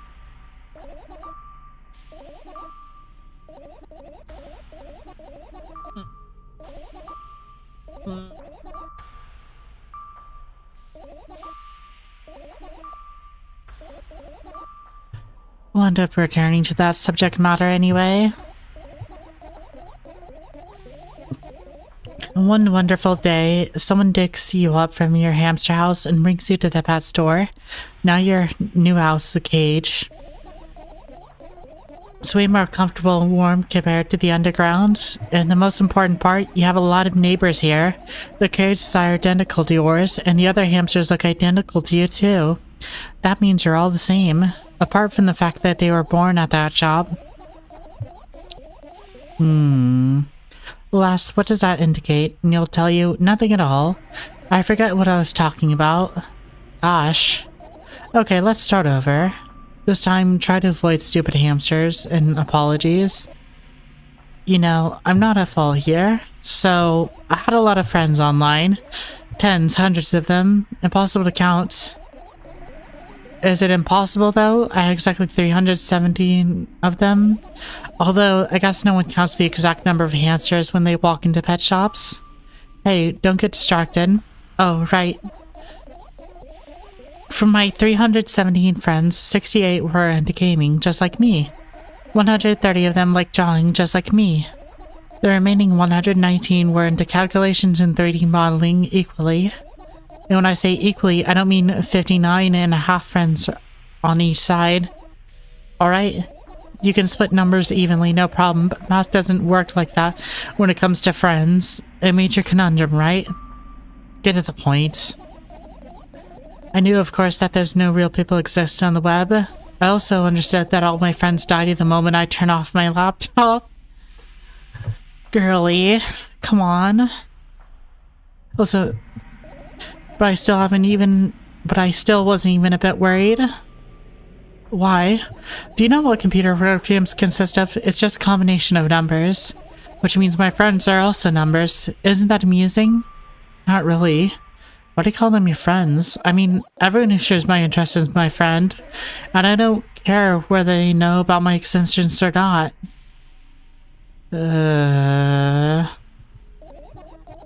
Anyways, as I was saying, every program has its own algorithm and purpose. It's a mathematical formula, and if you solve that formula, you'll be able to predict the program's behavior at any moment. God, she's autistic. The longer you speak, the less I follow. You don't need to follow me around, just listen. I sat on the floor and the laptop screen was up right in front of me. The only thing to reflect on is my dim face. A web person is just a picture and a random string of letters. Words and actions from the web person are just execution code. Hey, let me know if you need a break. One day, someone appeared. From that point on, my laptop was always on. There are no real people on the web, but he was good at pretending. At some point, I let him trick me. Hey, look. Huh? Suddenly a firefly slowly crawls out from the laptop's vent grill. I reach for it. It gets on top of my palm, blinking all the while. I think it's trying to say something. I can see that for myself, if only I knew what. Looks like a cipher. Don't you want to crack it? Changed my mind. I have absolutely no desire. Found out what it's supposed to say. As if it's coming back to its senses. And what about your story? If you do everything right, I'll finish my story, maybe. Do you promise? I promise. And if you forget, then remind me with a code word, for example. It's code word. I'll think of one later. For now, let's keep searching for fireflies.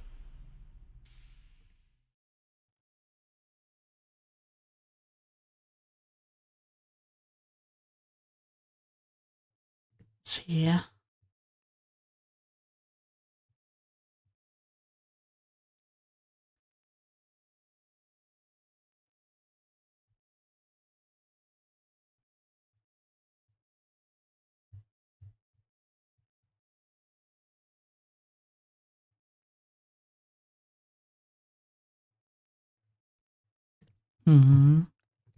There's one in here.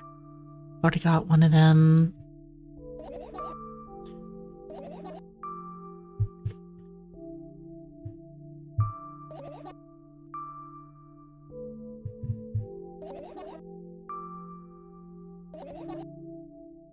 See,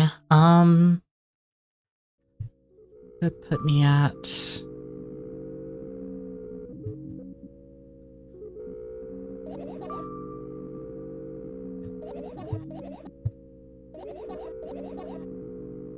Okay, that should be 3. Wait, so 1, 2, 3. I should need one more.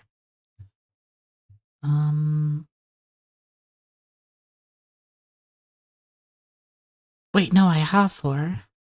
1, 2, 3, 4.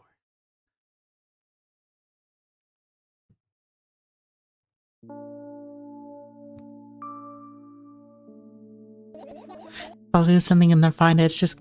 I already saw this. Look out the balcony, breathe some fresh air. I don't think it's a good idea. Why? This may sound silly, but I feel like someone is watching me. Nobody cares about you that much. Just for a couple of minutes, okay?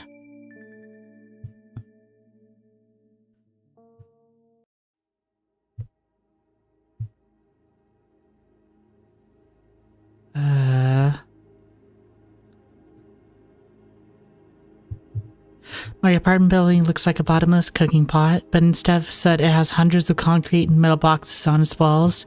There are lights on the windows. There are muffled voices coming from the inside. The howling wind spirals up and splits into hundreds of independent streams. Seems like it wants to be heard by every person living here. It must feel so lonely living in endless silence. Your apartment building is pretty weird, isn't it? I could say the horizon from my window before, and the building grew for miles in both directions. I guess at some point it circled around and closed in on itself. Nothing unusual about that. How do you feel? Definitely agree. Sometimes that's more than enough. Still, you're anxious, aren't you? Of course, moreover, I'm completely terrified. Was it obvious? You're looking in every direction but not up. This. I already told you, haven't I? About what? Oh, you know, small stuff. Can small stuff make you terrified? It's hard to explain. I climbed up the metal railing and let my legs hang down. I sneak short glances at the BS from time to time. It replies with angry, cold breath. That's how we interact, like cold friends. Sometimes I feel like the whole world pretends to be crazy, as if it's trying to make me believe in something that doesn't exist. It's weird, isn't it? Yes, but at the same time, it makes you feel a little bit happy. Everything about me was created for my sake, to deceive, trick, confuse me. If that's true, I guess I'm not so crazy myself after all. I believe in this definition of craziness. You're probably right. Another gust of wind blasts against the boss walls, smashing the glass to dust and blowing away the concrete crust. I, in the hand, feel a gentle breeze that only ruffles my hair. I still haven't come up with a code word.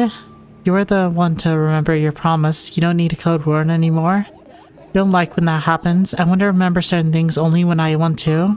Nevertheless, you'll made it to the promise. And I'll keep it, but you need to keep in mind that from this moment on, every word will bring me pain. Bend down and imagine falling into the abyss. Exactly 2 minutes before I meet my end.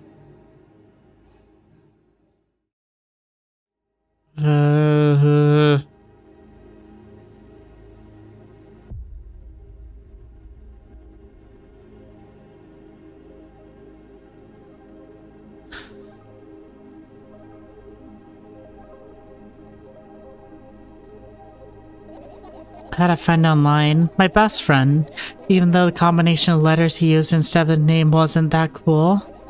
Well, the combination of pixels he had instead of his photo was also boring and unattractive.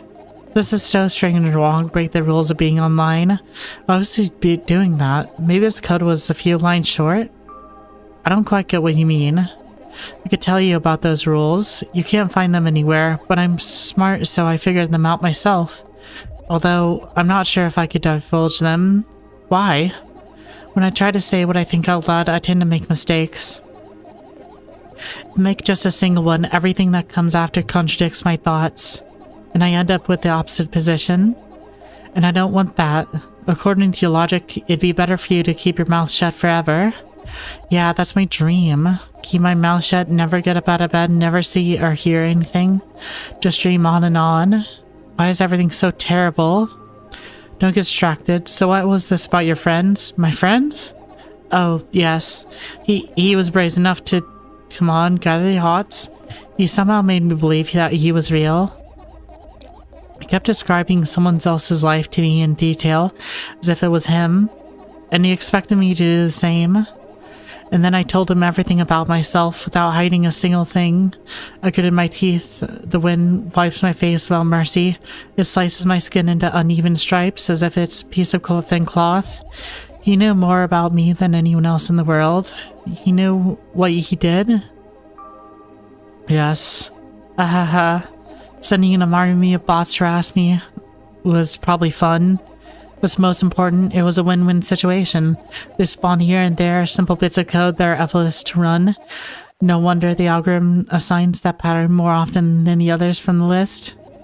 Text and video generators get to work at the same time. My name surfaces on the web more and more. It's unbearable. Unbearable. From around every corner, every balcony, ceiling, attic, wall, I always feel many pairs of watchful eyes just directed at me, and then they watch me from the screens too. But I'll put an end to it all. I've decided a long time ago, though maybe I only decided that only my body finally crashes in the ground, stretching into a million of tiny pieces like porcelain. I'm cold. Let's get back inside.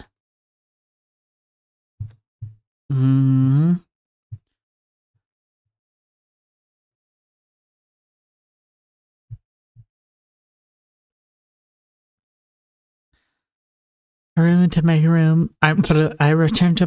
Thankfully, it hasn't changed one bit during the minutes I was outside. Without a second thought, I go towards my laptop and yank the power cable from the outlet. That's it. That's it. That's it. What are you gonna do? What's up with this silly question? I'm going to sleep, of course. Believing that tomorrow will only come after a year or a decade. Imagining myself to be outside of my mortal shell, but at the same time still being me. Ridiculous, like milk outside a bag of milk. And yet... You don't have to talk out loud for me to understand that you're worried about me. I know that already. I also know that our time is running short. You won't take another pill? Of course not. In fact, I won't take one tomorrow either, or the day after tomorrow. And never ever. Was goodbye then? No, I have one more small favor to ask, a really, really small one. What is it? I blurted out way too much today. A lot of my stuff I'd want to forget forever. I don't blame you. Was it really necessary? You'll see tomorrow. No, I want to be able to sleep like this. Fine, what's the favor? I nervously scratch my wrist and bite my lower lip. Wait a minute, you're afraid to tell me? Yes.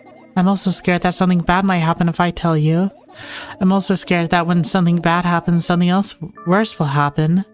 Stop, I get it already. Still, I won't leave you alone until you tell me. Bully. No, you.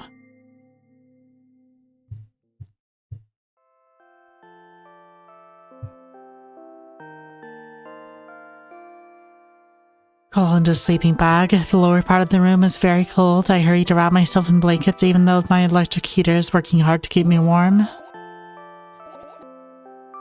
I think this is the same.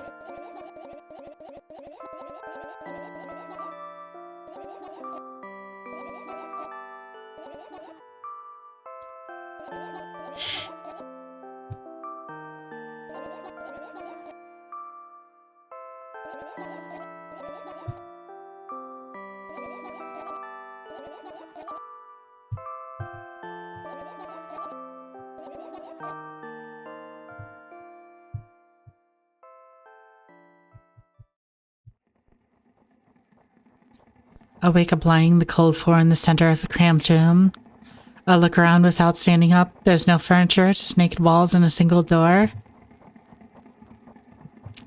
I can hear a muffled sound coming from the other side of it. Scary sounds. I hug my knees and wrap myself in my sweater like it's a blanket. It's no use, I'm chilled to the bone. The room is pretty spacious, but I still can't shake the feeling that I'm trapped inside a suffocating casket. And the faint blue glow that seeks through the keyhole only adds to that feeling. Do I want to know what's outside? As if on cue, an inhuman roar comes from the other side of the door. It comes louder and louder, more and more distinct with every passing second. Someone or something is getting closer. I curl into a ball, trying to take up as little space as possible. Maybe I can become invisible or become smaller in some miraculous way. In the meantime, the howl becomes unbearably loud, but only for a moment. Then it sheepishly backs off until I can't hear it anymore. I finally decide to stand up. After I do that, I hear another strange sound. It's coming from right above me now. The ceiling moves upwards, squeaking. Small debris is falling on my head. Squint a little, then raise my hand, trying to touch the ceiling, but it suddenly starts to rise quicker and instantly disappears into the darkness. I'm not in a casket anymore. Well, it isn't exactly a casket now. I was well in the form of a casket. The room becomes darker and colder. I'll have to do something at this point. Hours pass. I frantically run from one wall to another, delirious. The walls run from me, making their already spacious room even bigger. In the end, I stand amidst endless darkness. Only the door is watching me with its eye. I keep purposely avoiding it. I can sometimes hear horrifying rustlings and howls on the other side.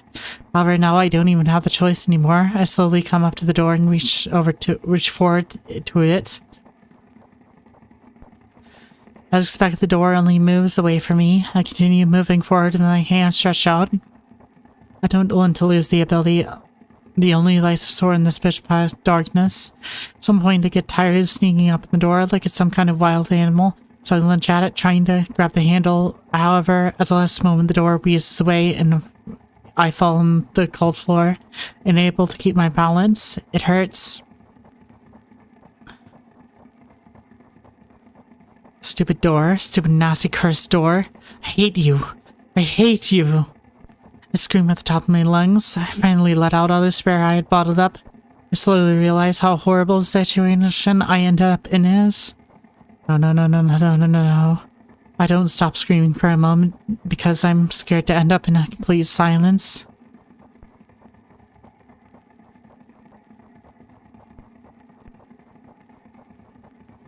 And the reality around me disappears. My twisted imagination will take over. And the realest thing I have right now is my voice. Hey, I can hear you.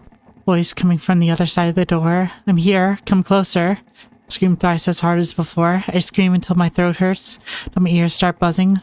My biggest wish right now is to keep in touch with that person, whoever they are. Hey, where are you? I rush towards the door, stumbling on the way. Keep running for a minute, for 10 minutes, but the door isn't even an inch closer. At the same time, the distance between us hasn't grown either, which means I match it in speed. I only need to make one final push. I get the last bit of strength I have and push my legs off the ground. The jump feels like an eternity. I stretch out my hand, almost touching the scratchy mood.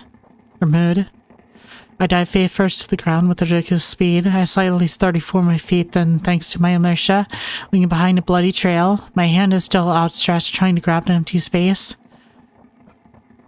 Tears stream down my face, making the numerous scratches burn. I try to wipe them, but I scream and yank my hand away the moment I touch my face. My lips and nose are now a bloody mess. Somebody help. The other side of the door is completely silent. The silence reigns for an excruciating long time. However, at some point, that silent torture ends. Hey, I can see you. Trying to reply, but stifled whispers come out of my throat instead of words.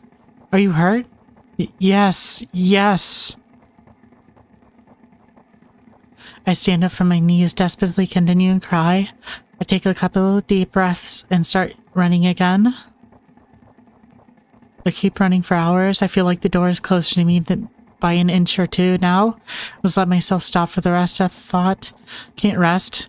I catch up with it sooner or later. The voice comes the other side of the door and keeps asking me how I feel. Let out heavy, ragged breaths in reply. I'll fall from exhaustion if I utter even a single word. Still, I'm thankful to them and don't want them to become silent. After another hour passes, I barely scratch the handle with my nails. I'm almost there. I'm so scared. Why aren't you doing anything? Why are you doing this to me? Don't they understand how painful this is for me? Almost there. You're scaring me. Go away. Rage fills my brain. I ignore the pain in my bones and channel all my strength into one final jump. No, go away. I firmly grasp the handle and open the door. Blinding light hits my eyes. I lose the ground beneath my feet and start falling. I'm lying face down in the grass. I smell water, earth, and the dampness of the night. And grass, of course. The wind tickles the back of my head. It howls and jumps around restlessly. Lying down like this is unpleasant and rude when nature is so alive around me with sounds. And I'm pretty sure colors too. I stand up full of anticipation. I see an endless field, a clear sky without a single star, and a pale moon somewhat very, very far away. I shake my head and try to focus my eyes on anything, but to no avail. My surroundings are just too fast. I feel dizzy. Bam! I'm lying in the thick wet grass again. This time I'm looking in the darkness of the night sky instead of just darkness. Is there any real difference though? The wind howls. It's clearly upset. But what can I do about it? I hear an incandescent echo coming from far away. A wolf or someone else. Does it even matter? I'm in the grass, knowing they see me. Ooh. The echo draws closer and closer. At some point I realize it's not a wolf. I jump up and start turning my head in panic. Where's the sound coming from? Haven't said that out loud, but got an instant reply. Ooh. Hey, I can hear you. My voice turns across the field, mixing with the rustle of glass and the howls of the wind. Feels like I'm about to get absorbed by them, but... Hey, where are you? I can't understand where I should run to and if I should run at all. No one clearly wants me to find and help them. Maybe they're hurt? The grass tickles my heels while I drag my feet in the direction where I think the sound is coming from. It's just there's not a single tree or stone anywhere. Only an endlessly wide field. I hear a resounding, painful scream. I shut my eyes and cover my ears. I suddenly feel scared. Screams turn into a cry. I carefully raise my head, start scared to death. Somewhere very far away, among the thick grass, I spot a silhouette. Just a small black spot, but hey, I can see you. Silhouette doesn't move, but the sound is definitely coming from a direction. No, it's not a scream, more like a whisper or wheeze. Are you hurt? No reaction again, just muffled sounds. Maybe it's the wind going mad and the black spot is just a stone or a tree. I walk away, disappointed. 100 steps, 200 steps. Then I turn around. Surprisingly, the spot hasn't become smaller. I start jogging. The grass is no longer tickling me. Just whipping my ankles, leaving cuts. Feeling a panic and unexpected dread grows within me. A stone, a tree, why the hell is the field endless? I don't turn around anymore. I know what that's chasing me. The sounds reaching my ears become even stranger, louder, more distant. The wind is bullying me too, huh? Isn't that right? That's the case, right? Finally, I stop. I run out of breath. I'm at the brink of dying. At least I think so. The horrifying voice is staying right from behind me. It's coming. I turn around instantly, and for some reason I try to shield my face, but then losing balance and falling onto the ground. The grass plies with a nasty cackling rustle. I've had enough. Spring up, the silhouette is still there, at the same distance as before. It's standing there without moving an inch. I'm scared here, you know. Why don't you do something?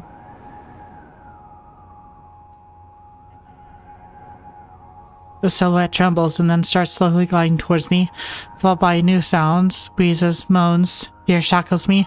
While I stand and watch the approaching black spot, my lips are parched. I speak in a voice I didn't recognize. You're scaring me. Go away.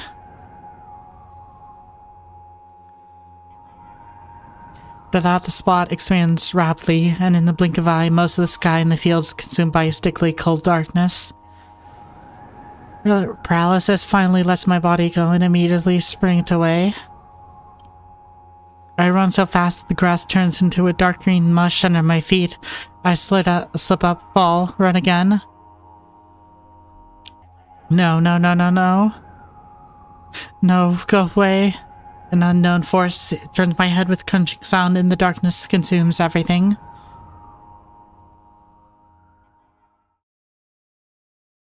I wake up on the cold floor in the center of a cramped room. I look around without standing up. There's no furniture, just naked walls.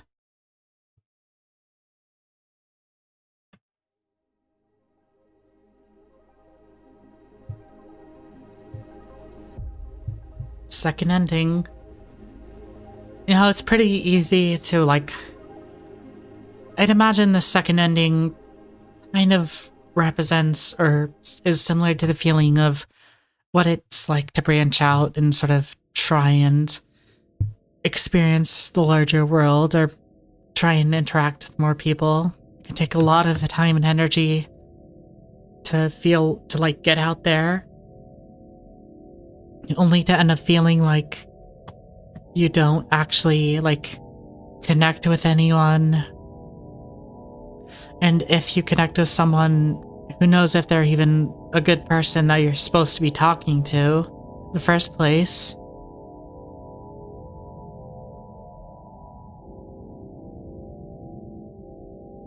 Especially after the previous like events, her unplugging her laptop.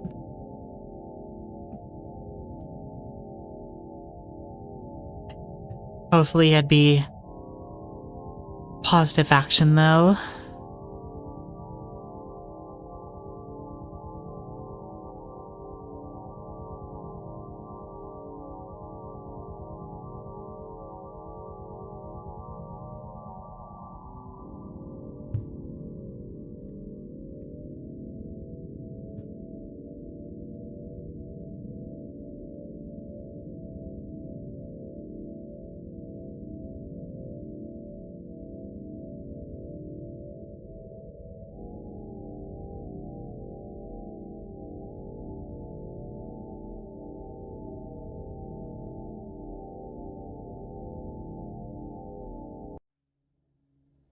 Okay, I'm gonna step away for a second.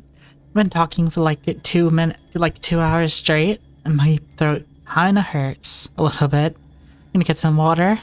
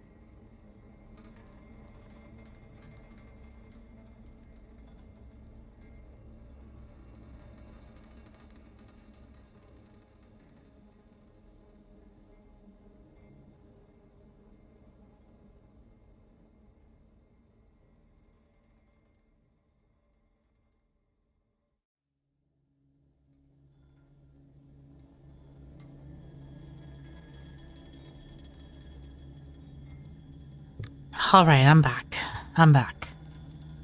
Let's continue.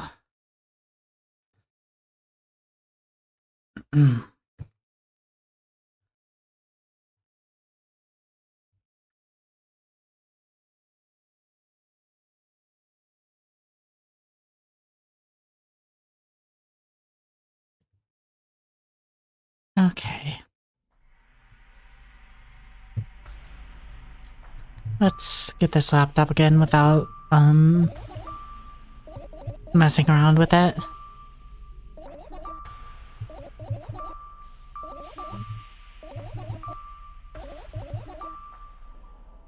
Fine.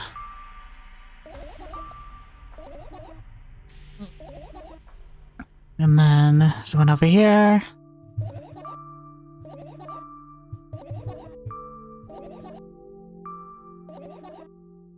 And one in the bell bottles. Should be 4.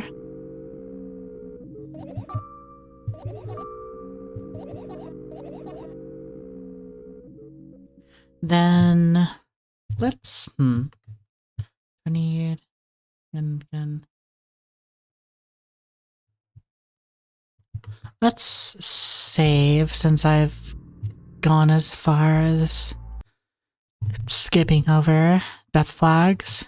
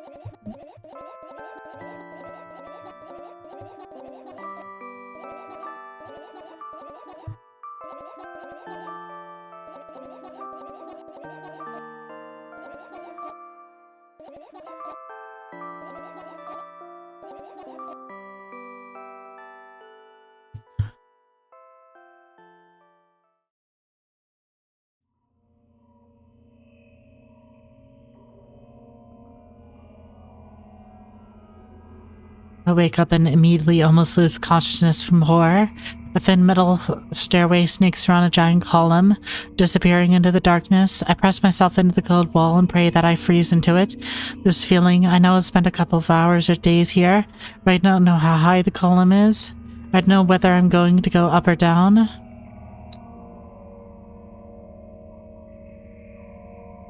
A billion pounds of concrete and a million miles of emptiness. Is it possible to stay sane when you're near cosmic numbers like that? Looking at them, touching them, even thinking of them makes me feel unimaginable horror. It's just a matter of time before my short term here will end. My mind will melt and my body will turn into dust. The wall's coarse surface scratched my face. Steps under the feet hum in the wind. Eager to escape the concrete's clutches and dive into the abyss along with me. But I'll stay here. I'll stay here without going anywhere. I won't even open my mouth. My every word will be swallowed up by the abyss. I won't take along a single step. Why would I, to find it where the stairway abruptly ends? It's all meaningless.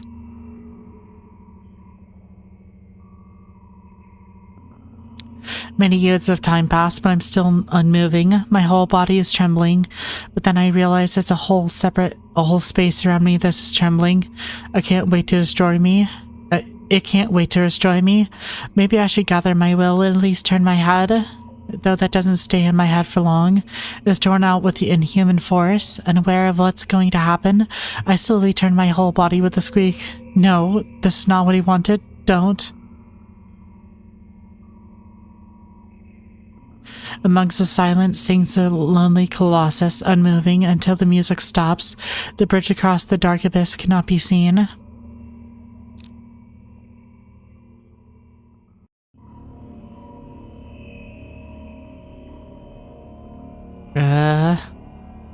Oppressive, thick, sticky air drives itself into my ears, silencing my thoughts with a hazardous string of words. Haphazardous thought that was like fucking hazardous. Whatever. I start the scene before me unfold. Bunches of giant concrete structures just like mine spread through tiny rows endlessly in all directions. Stories wrapping them like vines. There at the end of the world, there's a person smiling. This world still exists, but all that makes it both exist and not. Try to erect a mind block, but to no avail. My brain is already at the mercy of the super creature.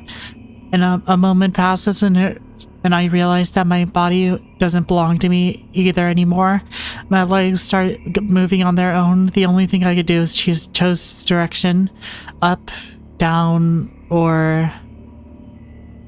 The crowd notices blood on Wezek's hands. He runs away. Mendel appears. He has nothing human about him, apart from his excessive grace and hidden elegance. He walks out the center of the stage. First act begins. Foreign thoughts even more incoherent. There's less and less space for my own. Do you feel the connection to your body and clearly, or does it still become confusion and fear? If you've been living that fear a lot recently, how does it manifest exactly? Answer honestly, don't hide anything.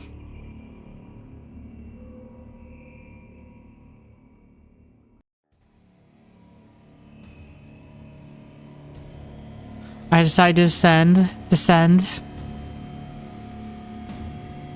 You can have a sneaking suspicion that something is wrong because your path has changed. Maybe you started talking a wrong way or made some sort of mistake. If so, start getting used to your new life. Start creating imagery that will insist the feeling that everything is as it should be, and with time it'll create a new order inside you. I don't doubt that you're going through some hard times, but you have to make sacrifices, grow up. Only then you'll be able to attain the meaning of life. Do you get it? Try that if you find it important. Every passing day is a precious gift. If you share a piece of that gift with the world even once, it will seem like a speck of dust. Do you get it? No, I'm sorry.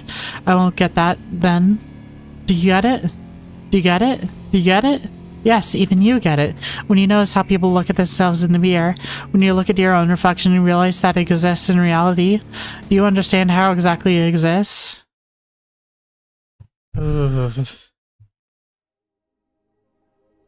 Reflection, noticing your own reflection in the mirror. What an interesting feeling.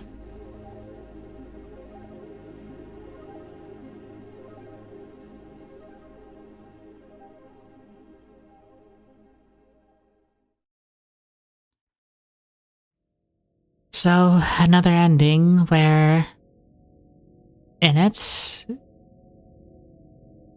the milk girl is seemingly following a staircase as many other people have, but instead, taken over by her own fear, decides to go back down, and in that is overtaken by thoughts of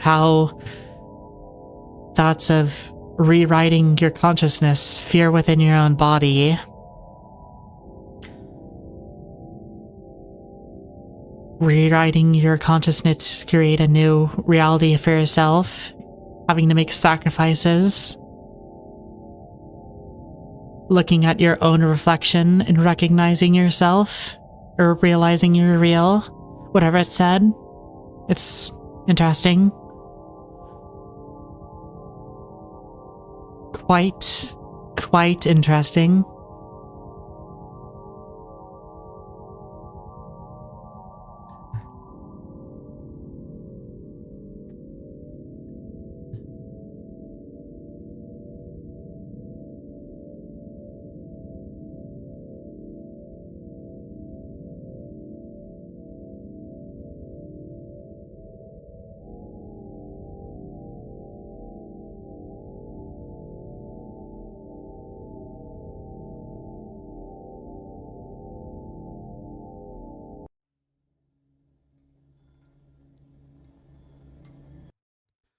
Okay, let's see. The other ones. Would I not look at there, the vents? Oh, I didn't look at the book bag. Looking down, my school bag, worn down and silly and almost scratching on its own uselessness. From another angle, it looks like a full belly. Its contents are all regurgitating, decomposing, turned into a sticky, mushy substance. What a cool image. I need to remember this. Totally not cool. Tell me what's inside your bag instead. Nothing special, mostly just all sorts of books. I've taken out all the pens and notebooks out of there. I'm not interested in anything else. You used to go to school, didn't you? Yeah, I did. I had a blast all the way. Are you sure you understand my questions? Do you think everything in my life should be doom and gloom? Well, you're wrong. Alright. What do you like the most in there? Well, the rooms are really bright, not like at home. That's it? Don't rush me, let me remember. Well, the beds are also soft and the food was nice. By the way, I attended all the classes the others always skipped. They probably got told off so hard. I smiled gently, absorbed in warm memories. Never graduated though. Yeah. Do you remember your last day there? It was a normal day. Dad picked me up earlier than usual. He told me that I'm already too old for school curriculum. I also realized that some time ago the tasks were way too easy. Then we got in the car and went home. Mom greeted us there and had dinner and went to her rooms. I guess that day has... What happened then? I don't remember. And does it matter? Tell me about it again. Is your memory that bad? Please. Oh, fine. That day, Dad picked me up from school earlier, explained to me that I need to grow up. It's not like I had completely grasped what he meant. Either way, I didn't resist. We got in the car and went home. Mom greeted us there and we had dinner together and went to our separate rooms. Satisfied? Tell me about it again. Dad dragged me out of the school bulleting while I was scratching and biting. The teachers didn't even fear. That scene was ordinary for them. Who knows what the little brat has done? Then he pushes me into the car and we drive home in complete silence. Mom greeted us there. We had dinner and went into our separate rooms. Please, let's not discuss this further. No, you'll tell me it again. Dad bought milk on our way home. Again. I hate milk so much. Mom was not home. Again. I hate Mom so much. What happened next? Suddenly I feel someone's eyes on my back. Knowing that these moments should never ever be ignored, I turn around, but there's nothing there. What happened next? Everything that happened next happened after something that led to everything that happened after what happened. I looked at my bag again, light pouring into the room through the window, glints on the metal parts. There's also a shadow underneath it, which means it's real, sadly. Whatever, I don't care anyway. So I ended up kicking the bag in a fit of frustration and anger. I managed to stop myself in the nick of time. If I move it even an inch, the whole picture will collapse and I'll go blind. It has already happened countless times. What do you mean you'll go blind? I spent months memorizing the location of every item in my room. That's why I can see them so clearly and vividly. You won't get it. Look at your feet. I look down and see that small insect crawling towards my bag.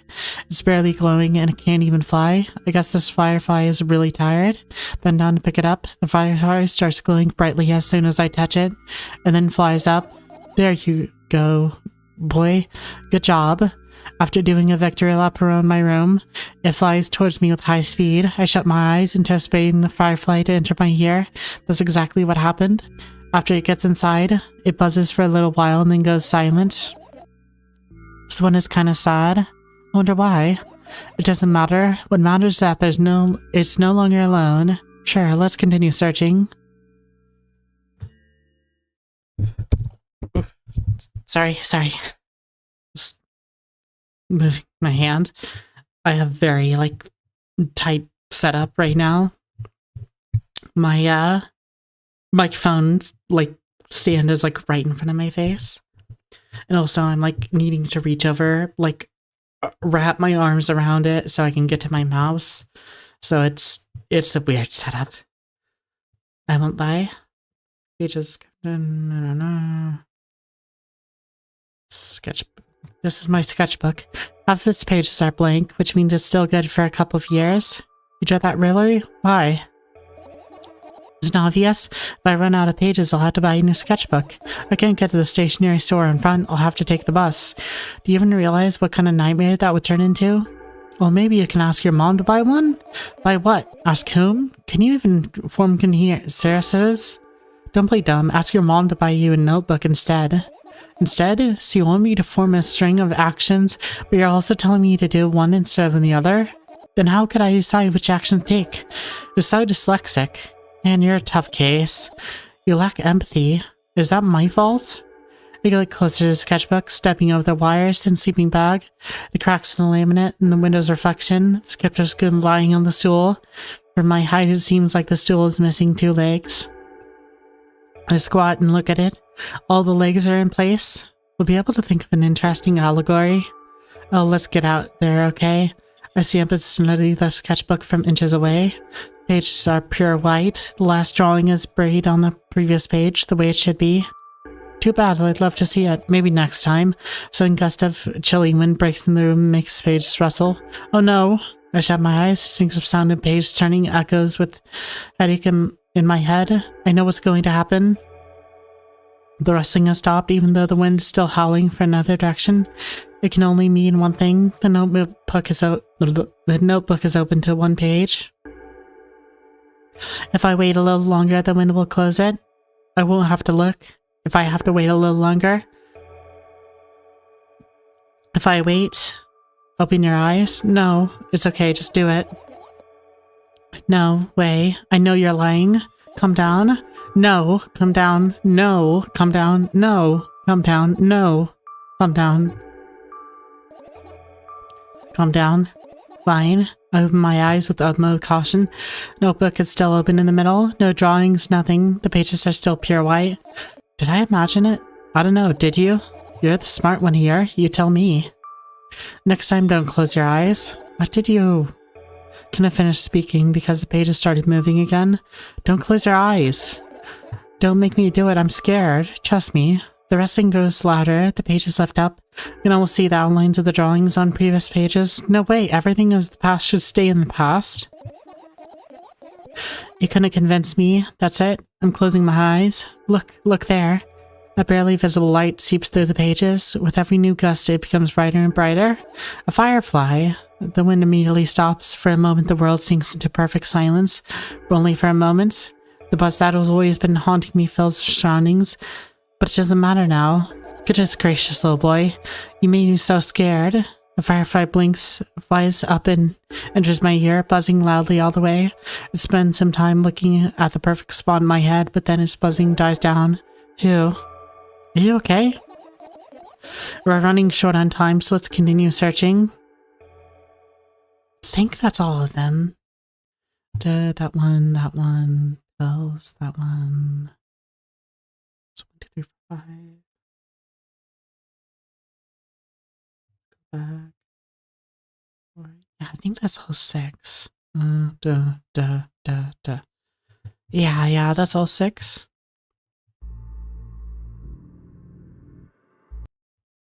Yeah, let's finish out. Should be one more ending after this. I guess I've managed to gather my thoughts, but something still worries me. On the other hand, I wasn't supposed to be happy anyway. If I lose something and then find it, just going back to the starting point, no change at all, is there a sum? Happiness is always about being positive, right? You shouldn't think too much, it hurts you. I'm gonna sleep. How about you get some fresh air before sleeping? What do you mean? We'll go to the balcony, breathe in fresh air. Somehow those words trigger a panic attack in me.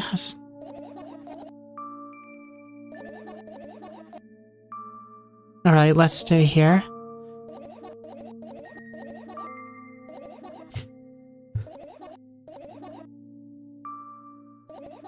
Okay, let's...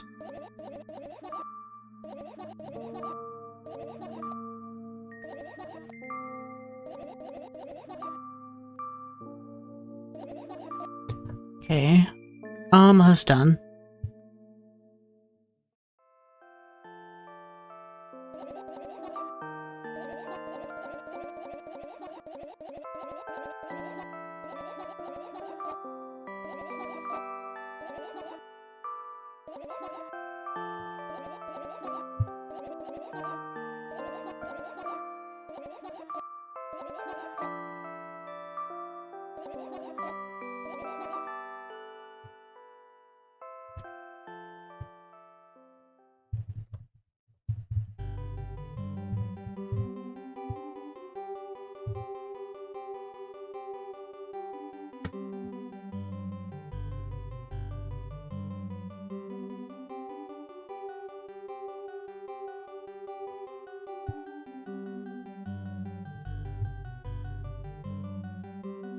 Okay, sorry, I was looking up something up.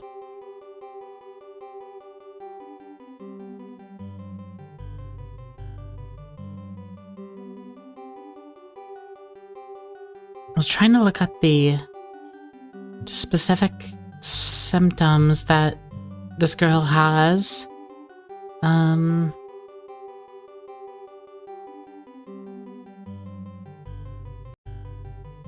Because there's...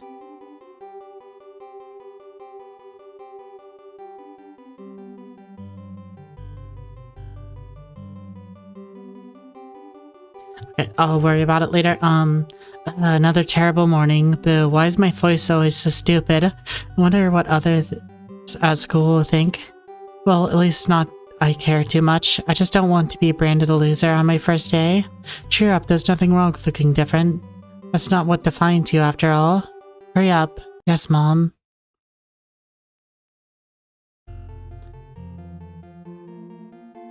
Another terrible morning. Boo, why is my face always so stupid? What do the others will think? Well, it's not that I care too much. I just don't want to be branded a loser on cheer up. There's nothing wrong with looking different. That's not what defines you after all. Hey, hurry up. Yes, Mom.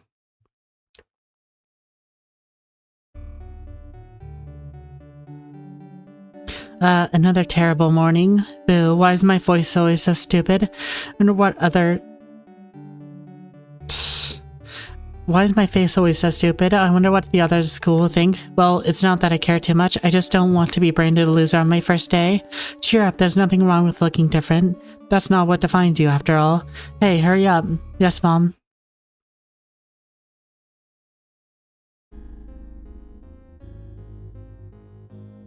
Another terrible morning. Boo, why is my face always so stupid? I wonder what the other school will think. Well, it's not that I care too much. I just don't want to be branded a loser on my first day. Cheer up, there's nothing wrong with looking different. That's not what defines you after all. Hey, hurry up. Yes, Mom.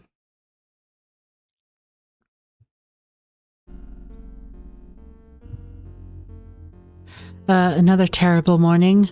Why is my face always so stupid? I wonder what the others at school will think. Well, it's not that I care too much. I just don't want to be branded a loser on my first day. Cheer up, there's nothing wrong with looking different. That's not what defines you after all. Hey, hurry up. Yes, Mom.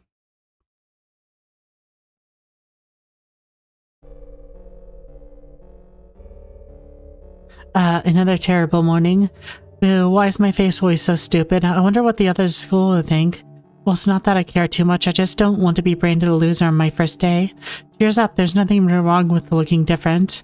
That's not what defines you after all. Hey, hurry up. Yes, Mom.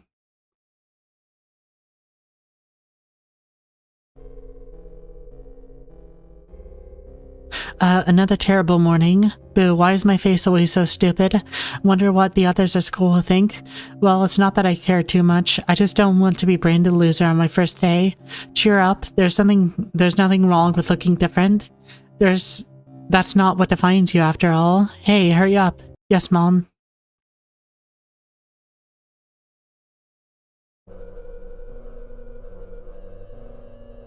Another terrible morning. Boo, why is my face always so stupid? Wonder what the others at school will think. Well, it's not like I care that much. I just don't want to be branded a loser on my first day. Cheer up, there's nothing wrong with looking different. That's not what defines you after all. Hey, hurry up. Yes, Mom.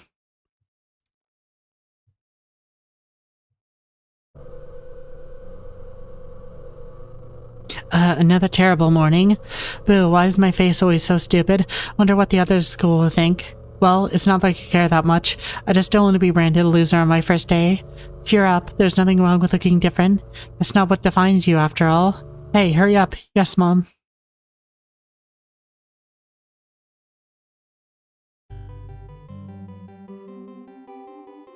Good morning. I feel wonderful today. Can't wait for my first day at school. Hey, hurry up. Yes, Mom.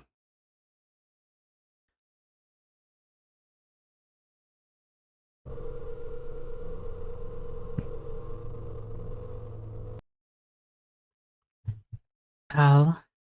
Looking at the mirror again and again and not being able to recognize your own face, or it being warped and weird, or your features being incorrect. or exaggerated or ugly. I wonder what that's about.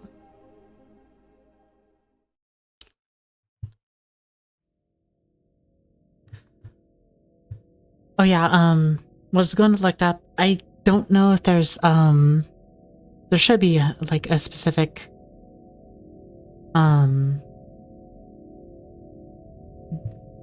description for it. But,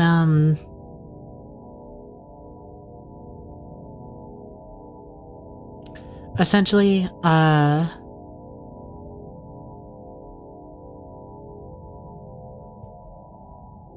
when you apparently there's a condition where if you take a lot of medications, it can end up like affecting your vision, and that you'll end up literally like having impaired vision that like blurs and turns into a color. I'm not sure about that entirely. I know it was talked about when I remember reading about that when I played this game for the first time. But yeah. It's something about like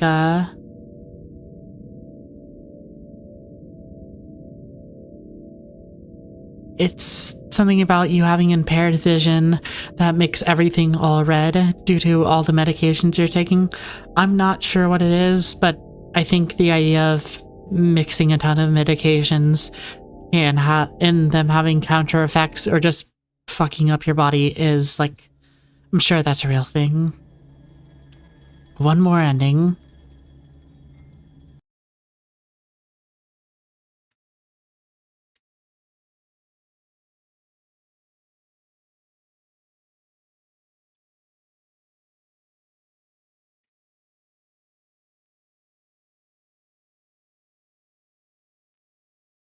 What's this? And finish searching. Okay.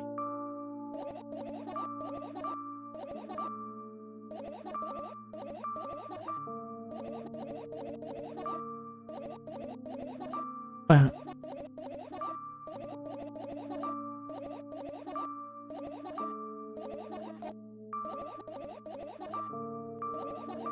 And just gonna skip through this. I can get that since we've already read it like 3 times.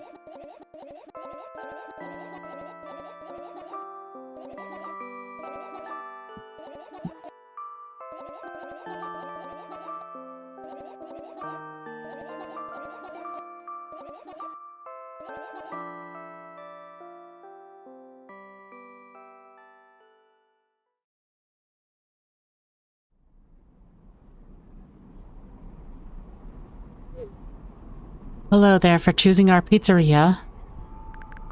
You know, this place is so empty, though I don't feel particularly good or bad because of it. I'm all alone, but at the same time it feels like I'm not. There's a lot of thoughts in my head. They always keep me entertained.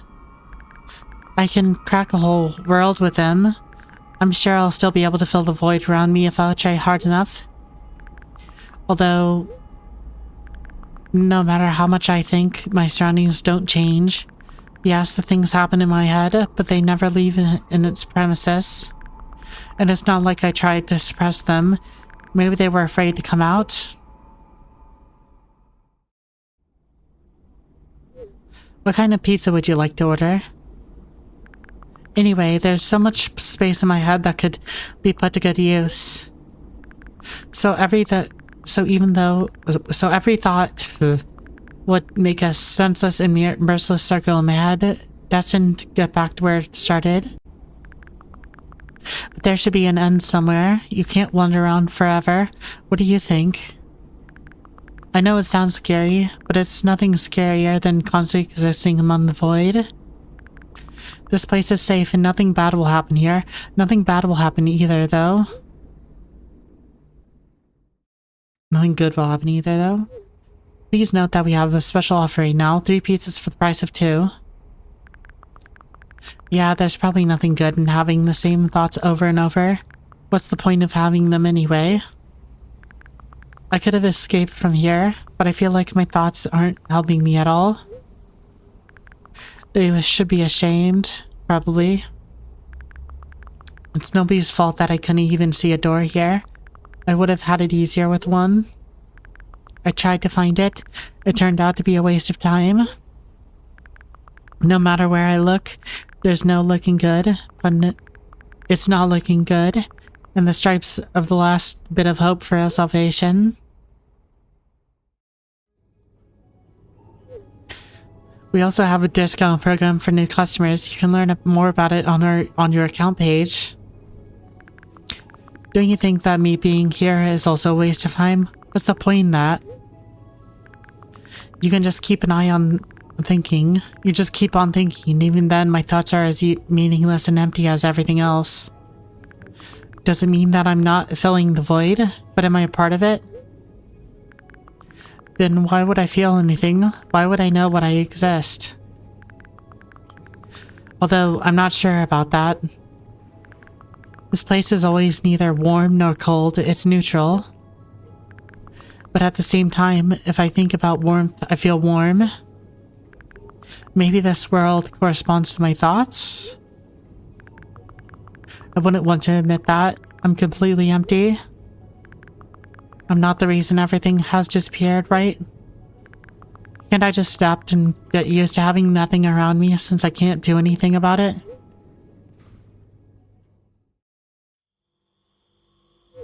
Are you ready to make your order? Yes, that's right. I shouldn't care. It's empty here, and it makes me feel neither good nor bad. I'm all alone, but at the same time it feels like I'm not. There are a lot of thoughts in my head. They always keep me entertained. I can create a whole world with them. This place is safe, and nothing bad will happen here. Nothing good will happen either, though. Me being here is a waste of time. I didn't fill the void. I'm a part of it. This strips me of the last bit of hope for salvation. I shouldn't care. It's empty here, and it makes me feel neither good nor bad. It's nobody's fault that I can't even see a door here. What's the point in having one? I feel like nobody is helping me. They should feel ashamed. I wouldn't want to admit it, but I'm all alone here. I can't do anything about it.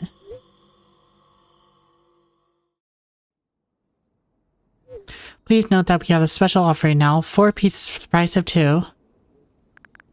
I don't care that this place is empty, you hear? I feel neither good nor bad. I'm all alone. My head is full of thoughts. They eclipse the world around me.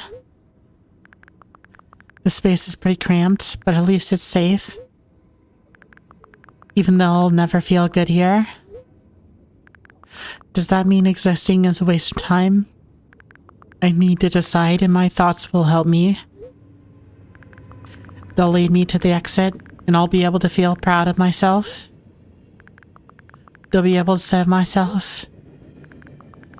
At the same time, I don't really care anymore. This place is empty, but it makes me feel neither good nor bad. I'll be alone, but my head is full of thoughts. A whole world, one might say. If I try hard enough, I'll be able to fill all the void around me. Still, no matter how much I keep thinking, my surroundings don't change. Yes, something happened outside of my head, but what was it? There's not enough space for my thoughts. It's already filled with something else. Even if there's nothing around me, I'm still here. My head is full of thoughts. If I try hard enough. So that the world isn't empty after all. I can't see anything.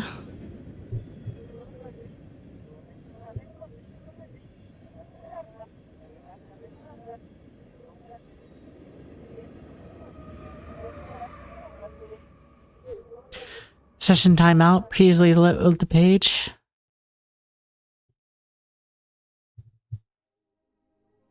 Yeah.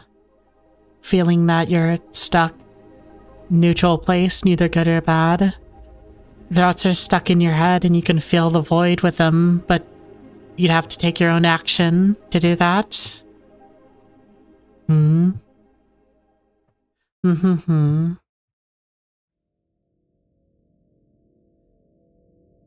Well,